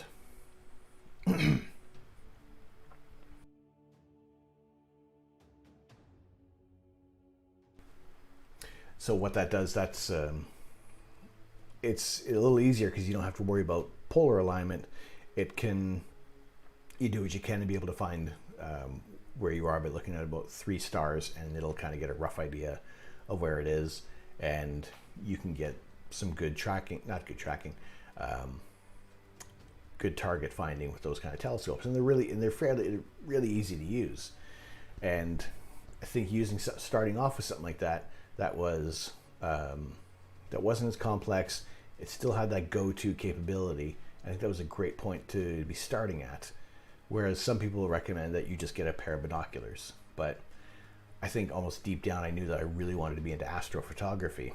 And starting off with the telescope that I had, that I started with, and that was a Celestron 127 SLT. It was great for looking at the moon, great for looking at bright objects. Orion looked amazing through that, and for me that was a great starting point. And moving on to a telescope that would actually point towards Polaris and track the night sky over longer periods was what I really wanted to get into. And it's going to be different for everybody because people are going to have different goals for what they want to do for astronomy. And you may just want to be just doing some stargazing, and a pair of binoculars would be great. But sometimes, like, the bigger they're going to get, the heavier they're also going to be. And as long as you're holding those binoculars up, any movement that you do is going to be amplified, short of sitting in a chair and being able to look up. Or there are binocular mounts that can work to hold them up if they're heavier. And yeah, that's it depends on where you want to start, and like you kind of almost want to know ahead of time what your ultimate goal is going to be with this. And some people have kind of been discouraged through it because things can get a little complicated. So it sounds quite a complicated setup. The images you gain, however, over time are absolutely fantastic and give us insight into what's going on in the sky that none of us generally normally see. It can be, from what I guess the knowledge base that I've kind of gained over the years is, and even having a bit of a photography background, that some of those traits kind of go hand in hand alongside astrophotography. But there's definitely some new challenges that kind of come up with astrophotography, because there were things I didn't know of, like especially with the alt-az mount, that I kind of thought I could do a longer exposure, and I could maybe do 15 to 20 seconds at most at the focal length I was at with my telescope. But there's so much to see out there, and unfortunately, if people are in a very light polluted area, you're not going to see very much of the night sky. You're going to see some of the brighter stars in the area, and that's kind of, the night sky is being taken away from us as cities get larger, unfortunately. And people are kind of if they really want to get into it, you're almost driving an hour, 2 hours outside of your city to be able to get to a dark enough area to just visually observe things. And it's tough like that because it can get, it doesn't have to be expensive if you're getting into astrophotography, because really you can just start off with your camera on a tripod, very wide field focal length, and you can get, you know, a 30-second exposure and start to bring out some details in the sky. But yeah, depending on some of the setups, it can get a little, I guess it can seem complicated, because especially if you're shooting I shoot with a camera that is just a one-shot color camera. So it's just basically the same kind of filter matrix as your DSLR, but the sensor on it's a little more tuned for astrophotography, but it's still catching red, green, and blue photons as they kind of come through there. Whereas if you're doing a monochrome camera, your sensor is only picking up the light that's coming through, and you're going to have to use a certain filter to filter out each certain wavelength that you're looking to achieve. And unfortunately in the UK, for me at least, I feel the night sky is at a premium. And as October has dictated, that yeah, I have very limited time on the night sky, so I don't want to be imaging just on one color for a night, and then I'm stuck waiting another 2-3 weeks to maybe get the green channel and the blue channel to build those up and actually get the color image that's come through, as we're seeing right now. So yeah, it can be as simple or as complicated as you want it to be. It's just gonna depend on your goals. And even I'm in an area that's classed as a Bortle 5, and the scale goes from 9, which is your brightest, most impacted sky, where you're only seeing a few hundred maybe of the brightest stars in the sky, down to a 1, which is basically is going to be your darkest sky available, and you can really start to see the shadow of the Milky Way once you're in a truly dark sky site. So I sit right in the middle there, and I think on a very clear night, with the atmosphere is nice and still, the stars aren't twinkling, I get a really good amount of sky, a really good amount of stars available. I really can't quite make out the band of the Milky Way, although some people have said they could. I think while I'm in a 5, I might be edging towards a 6 with just how many of these streetlights have been replaced with LEDs, whereas before, when they were the sodium vapor lamps, they were easier to process out of astro images because they're at a certain wavelength, whereas the LEDs kind of fit a broader spectrum, a broader width of the visible spectrum, so they're a little harder to kind of cut out, so they impact you a little more. But even with when I first looked through my guide scope, just the little finder scope that was on my first telescope, and just that little bit of magnification, being able to kind of cut through that initial brightness that was in my face from the street lights, you could see just a few more stars around a brighter star. It's like you couldn't see that from just standing on the ground and looking up. But as soon as you start to magnify the night sky, you're starting to see a little more detail kind of come through. And yeah, it's like I said, it's going to be what your goal is for astronomy, whether you're going to be looking at just kind of searching through the sky, looking at globular clusters, which are those are great targets to look at through binoculars, because they are these little sparkly clusters of stars that have been around for billions of years, and they're some of the oldest structures around our galaxy, and they basically follow the orbit of the way how the galaxy was before it kind of collapsed in the middle and forming the bigger disk that we have now. And things like, well, obviously looking at the moon with binoculars is great. Looking at it through a telescope is it's our closest celestial neighbor that we can see clearly. And just even as seeing other people who have imaged the moon and how close you can see that they're getting, it's still, some of those craters that we're looking at are still hundreds of miles in diameter. So while they look really tiny in image, it's still really, really massive. And if you're looking at the moon during its waxing or waning period, along the terminator is when you get a lot of those details. You can kind of see just how high some of those ridges are by seeing the shadows.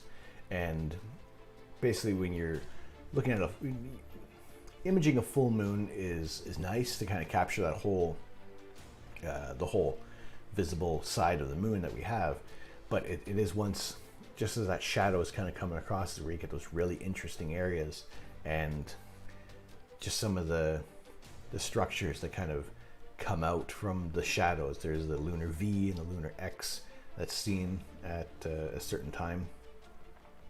And yeah, just being able to see the height of some of the ridges along the moon is very interesting. So things like that for visual is great. And yeah, it's just what your goal is going to be for astronomy. And what my goal is to bring you guys images from the night sky that are going to be interesting to look at, something you may have never heard of before. And I've definitely never imaged the Northern Trifid Nebula. I know of it, and it was just kind of one of those targets that had passed me by during the season, because around that area there's the Pleiades, the Seven Sisters, which is a open star cluster that's very beautiful when you look at it through binoculars. When you image it, because they are passing through a certain amount of dust and gas in the area, so they are kind of creating this reflection nebula around it. And just a few degrees off is the California Nebula, which is a larger nebulosity cloud of hydrogen gas that's illuminated by one of the stars. I can't remember the star that's around there at the moment. But there's stuff in there, and there's brighter objects in the area. So the Northern Trifid Nebula can kind of pass you by, and looking at some of the other images of it, there's a lot of detail that you can pull out of there, given more integration time on there. So what I might see if we can see it in Space Engine. I don't know, because again, this is the earlier version of Space Engine, and I know that it has improved greatly with the paid version. We'll see if this doesn't muck up the system or not. But we'll see if we can take a tour to the Northern Trifid Nebula.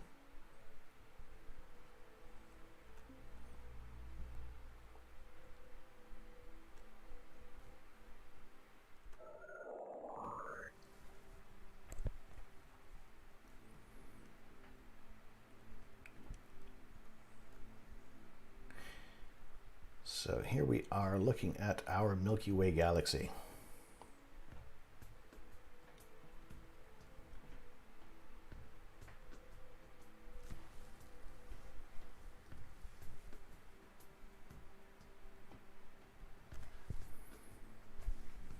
Let's see if we can find NGC.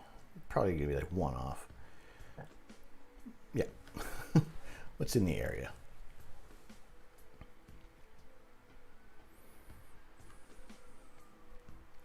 At least if I can point to it. So I find that odd that it doesn't have like the full NGC catalog in there.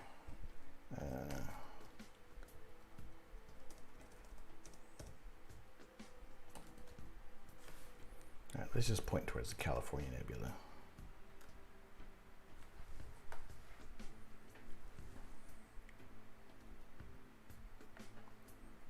We don't need to be going that fast.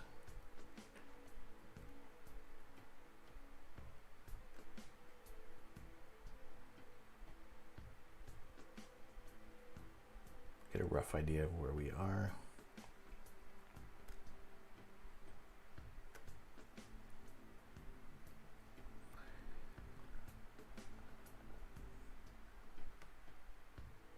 So,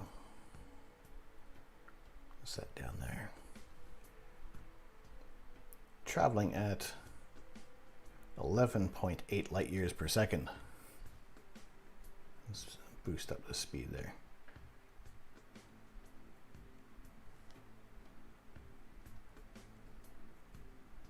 Maybe we can kind of get a glimpse of where the Northern Trifid Nebula is. We are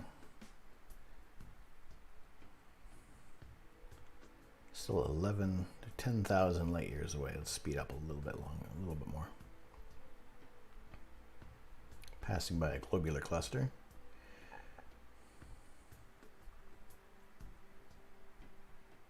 Which star is this? Menkib? No.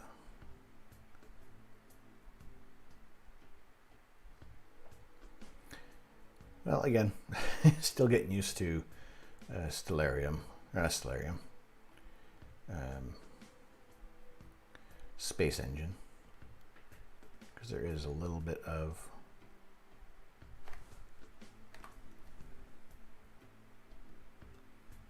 what is this here?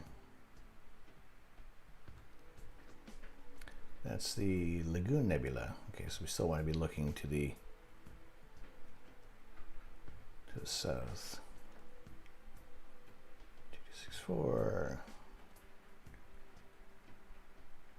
Barnard's Loop. Well, we're kind of looking in the right area because that's Orion down the bottom there that we're kind of tracked on.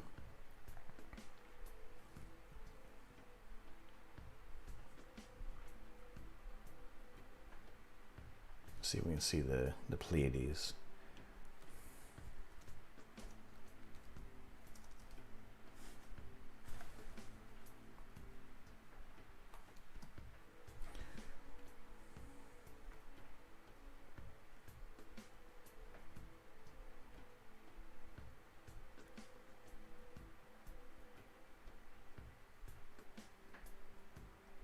So you can see we're starting to get closer to Orion.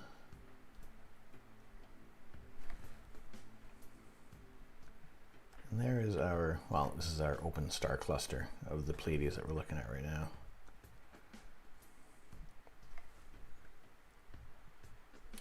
And actually, let's move over a little bit because in the background, behind the Pleiades, is the California Nebula. And this star here should be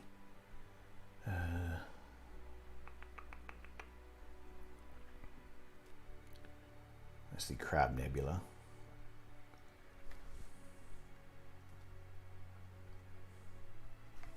And that is, I think we already figured that.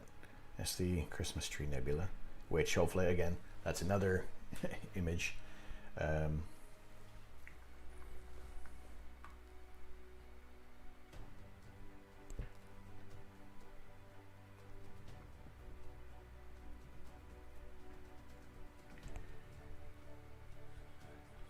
So that's brilliant. This is through the same telescope that is currently recording the nebula. This program that I'm in right now, Space Engine, is basically a recreation of the entire universe, and this is more of a kind of a visual representation visual representation of where we are and what we're looking at. I was kind of hoping to find this nebula that I had just imaged, but it doesn't. Like I said, this is an earlier version of things of this program, so it may not be. It may be too dim of an object that they haven't had in there, but this kind of gives you a rough idea of where we are in the universe. This is the California Nebula we're looking at, which I have imaged before, and say just off to the right is that's the Pleiades star cluster in there. So somewhere in this area would be our northern Trifid Nebula, which I had imaged. However, it is such a dim target that it may actually not have kind of made the cut for things. Now I did see on here there was the Crab Nebula. I do want to jump over to that for just a quick second.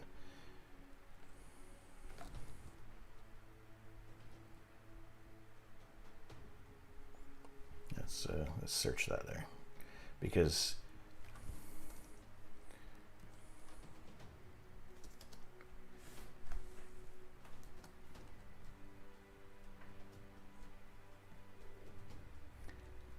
yes, that is Messier number 1.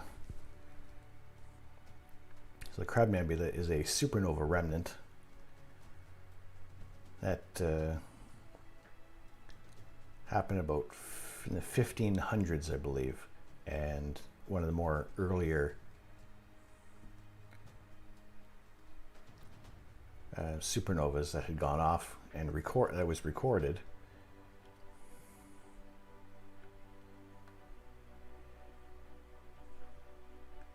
And yeah, it's just one of those objects that, again, that I do want to image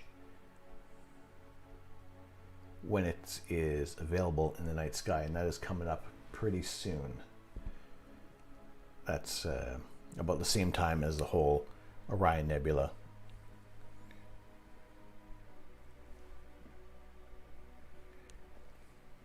Let's see, where is that? Let's get just a quick information on what we're looking at right here.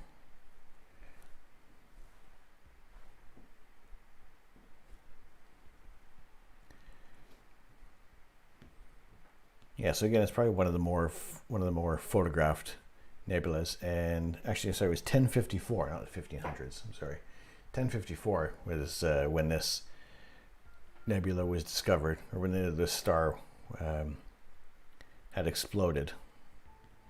So basically, we're looking at this star in the center. Let's see actually if they illustrate it as a pulsar or not. Can I click on that star? Yeah. If we slow down a bit.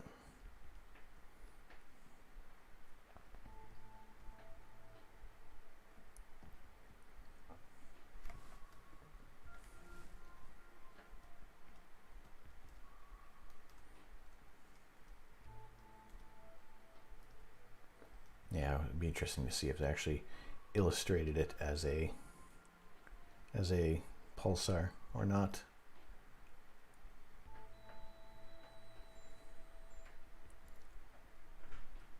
Or a neutron star, sorry.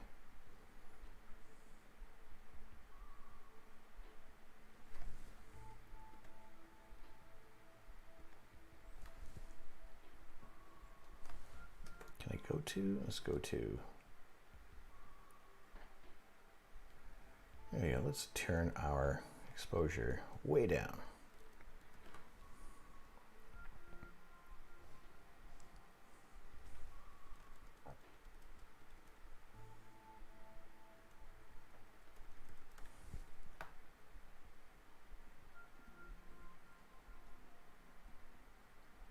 Maybe we're too close, maybe we're too bright.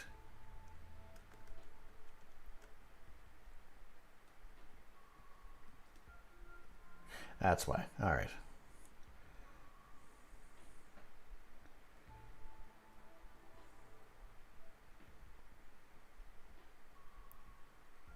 So this is a neutron star and spinning at basically near the speed of light. So completing about how about maybe 4,000 revolutions per second, maybe. And yeah, so this is what is basically powering the Crab Nebula.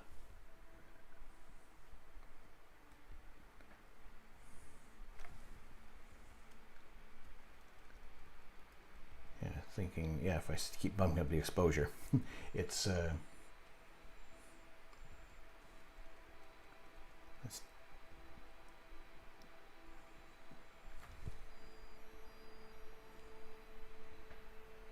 yeah, well, again, that's interesting the way they have things illustrated in here.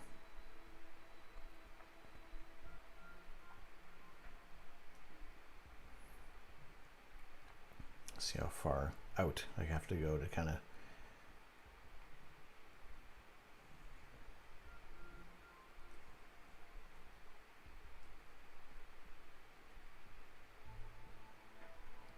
see the outer edges of the star.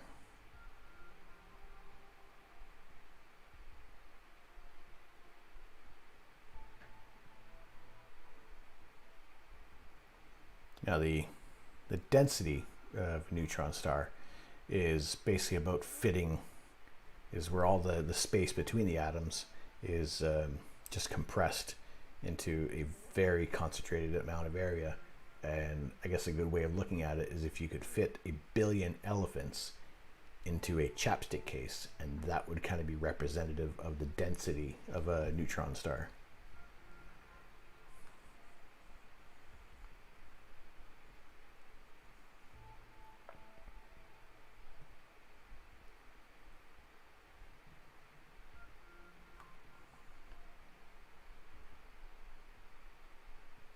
That's definitely interesting the way they have things laid out here. Let's move out a little farther.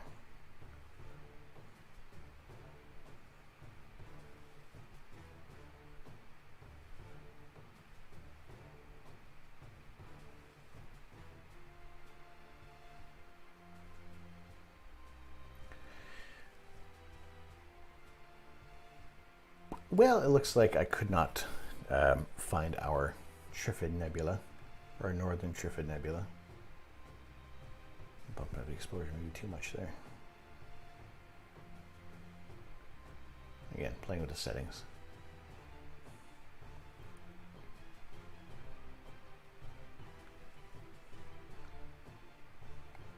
Come on the underside of the Milky Way.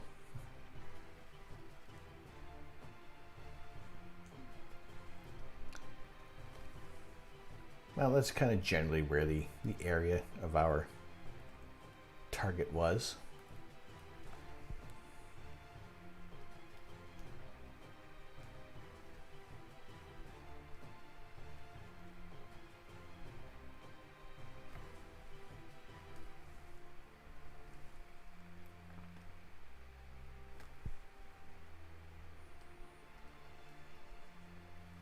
But basically, a lot of this, every star that you're seeing in the night sky is pretty much in our little area of the Orion Arm. And some of the brighter things that we're going to see is basically going to be some bright lines, dust lanes. And it's just the way how things are laid out in here.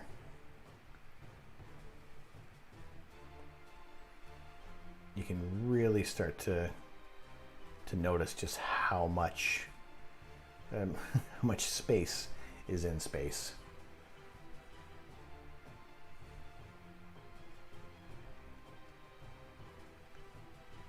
And just how much debris kind of makes up our entire galaxy.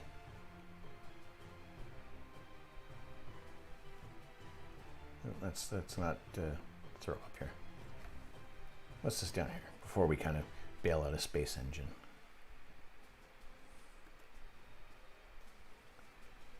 An open cluster. What's this little green thing here?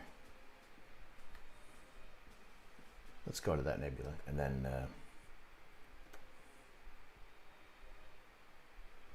that is a dark nebula.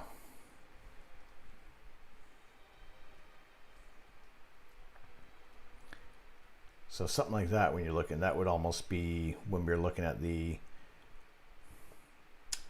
the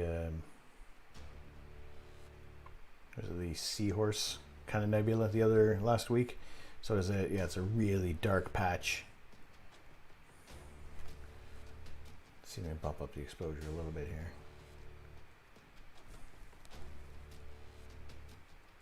It doesn't want to bump up the exposure.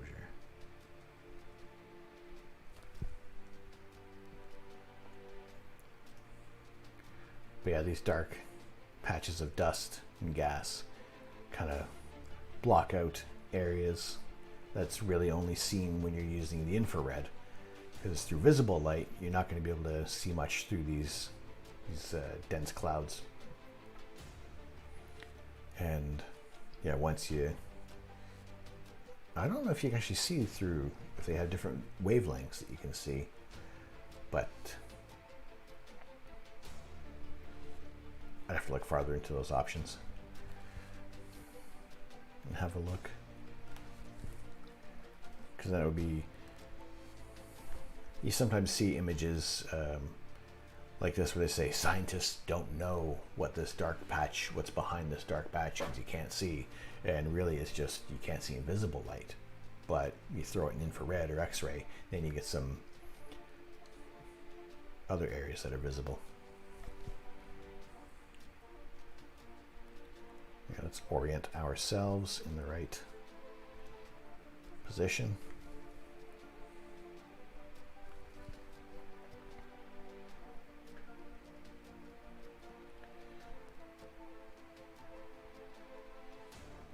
And once again, that's our home.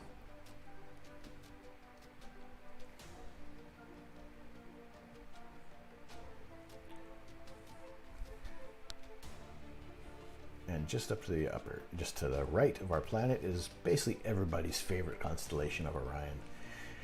And as you can see, it's just a massive complex of gas and dust and star forming regions that just make it such an interesting object to look at in the night sky. And that is coming up in a few weeks at the earlier time. So there's going to be lots more to look at. Hopefully the sky is going to cooperate and we're going to see some clearer skies. And we'll definitely be able to get some more imaging time out there. And we won't be looking at just some past images that I've taken. We're going to be able to look at the live images that we are looking at as they come through the camera.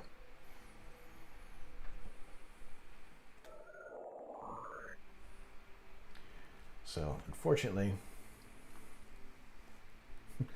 this camera right here, this camera right here is offline thanks to the high amounts of wind, the large amounts of rain that are happening outside right now.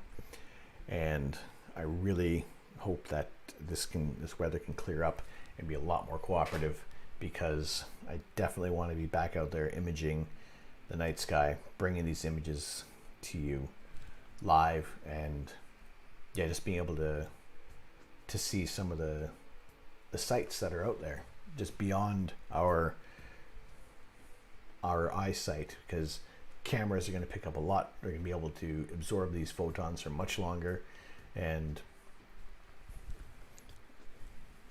things that are going to be dull and gray and kind of smudges to our eyes, to the camera, we get a much more brighter, much more vibrant image than you could looking at like the Orion Nebula. Looking at that through a telescope, you can see some grayish, wispy clouds around the trapezium, around the core of that. But other than that, you can't see it that well with your eye. Maybe if you have a larger aperture telescope, but you're not going to see it as bright and vibrant as you would when you're shooting it with a camera, because just our eyes don't work that way, unfortunately.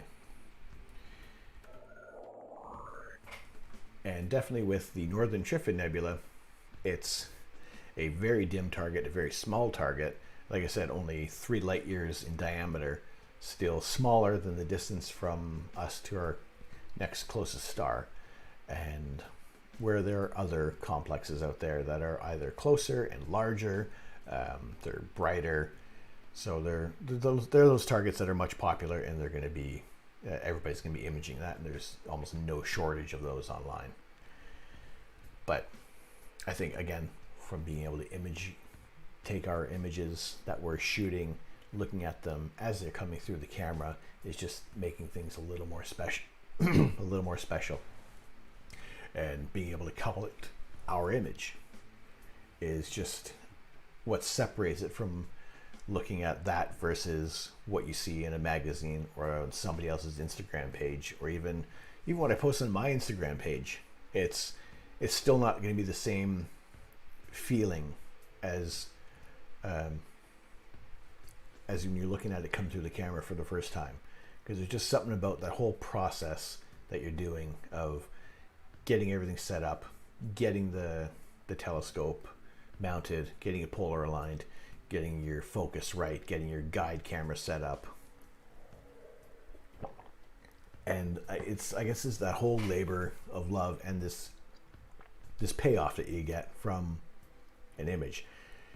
If you're using a remote telescope and you're getting the same live image out of that. However, it's someone else's telescope. It's most likely going to be hundreds, thousands of miles away from where you're sitting, and it's one click of a button that you're doing for that. And yeah, it's great to be you're accessing the night. You're giving more access to the night sky to people, and there's absolutely nothing against remote telescopes. I think they're great. However, just for me personally, to be able to set up the telescope and just go through all that, the challenges that can come with it, I think just what you get in the end is just that much more satisfying.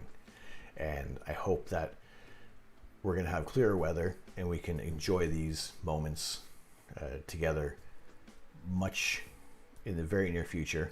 And not that I don't enjoy processing the images processing them live here. It's something like that. It's a more tedious process than what I actually do showing you guys here right now. And it can be very, very, very boring to watch me process a full image set, because I'll keep going back and forth. I'll make new files, I'll reprocess, or I'll restack the images just to see if I can kind of get some new details coming through. Just try a few different blending modes, and it's a lot of experimentation. And like I said, there's no real one-click process for an astrophoto, because every area of the sky is dynamic. Your temperature, your sky conditions are going to be just a little more different. Maybe you're going to have great guiding, maybe you're going to have okay guiding. So it's always going to be, there's a base process that you can kind of look at to follow, but almost every image I've done, there's going to be something different, a new bit of a processing, or combining a few different processes that is just going to give you a different image. So that being said, it's never going to be the same thing twice. There's always going to be something a little different. I could shoot the same target night after night, and maybe we're going to get a little better result, a little worse result. So yeah, I definitely really want this weather to really clear up. So we will look to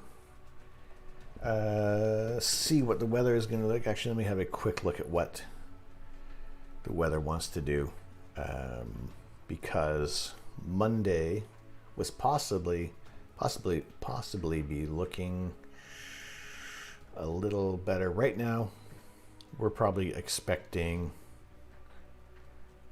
almost an inch of rain in the next 6 hours.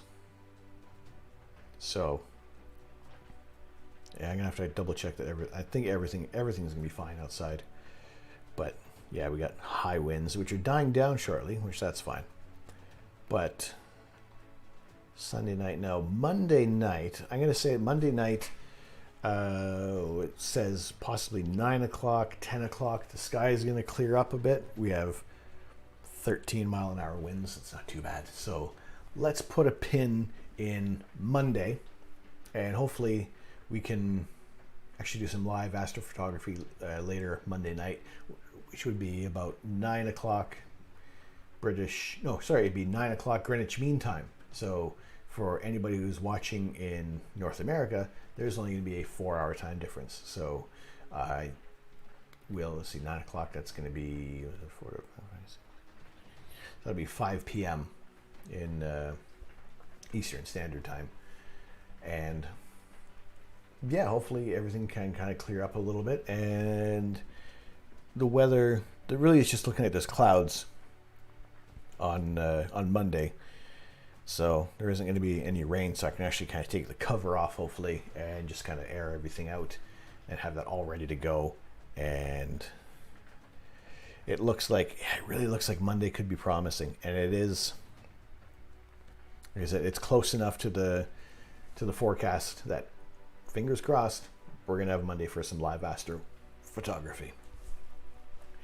So I do thank you guys for stopping by. I hope you kind of got a little more insight for what we were looking at and just a general scale of how massive our galaxy is compared to the entire universe. And maybe one day we'll try to take a trip to the edge of the universe in Space Engine, see if they've put that in there. I don't know. We'll see. I have traveled to the center of our galaxy to look at our black hole, and it's a little unnerving for some reason. I don't know why. It was just this weird feeling of traveling to the center of our galaxy in just this simulated environment. Maybe almost gathering a sheer scale of things. But that is a trip for another day. And I will thank you guys very much. I am Tom. I am the Astro Canuck. You can find me on Instagram and Twitter and Facebook and Steam when I'm playing video games. We are leading up to Halloween, so possibly some more increased time playing Phasmophobia just to kind of get into the Halloween spirit. And yeah, look out for any of those streams. Have fun playing that game. We'll see what November brings, and maybe we'll kind of pick a new game to play every now and then, just to kind of keep things varied on here. Like I said, the heart of this is astronomy, astrophotography.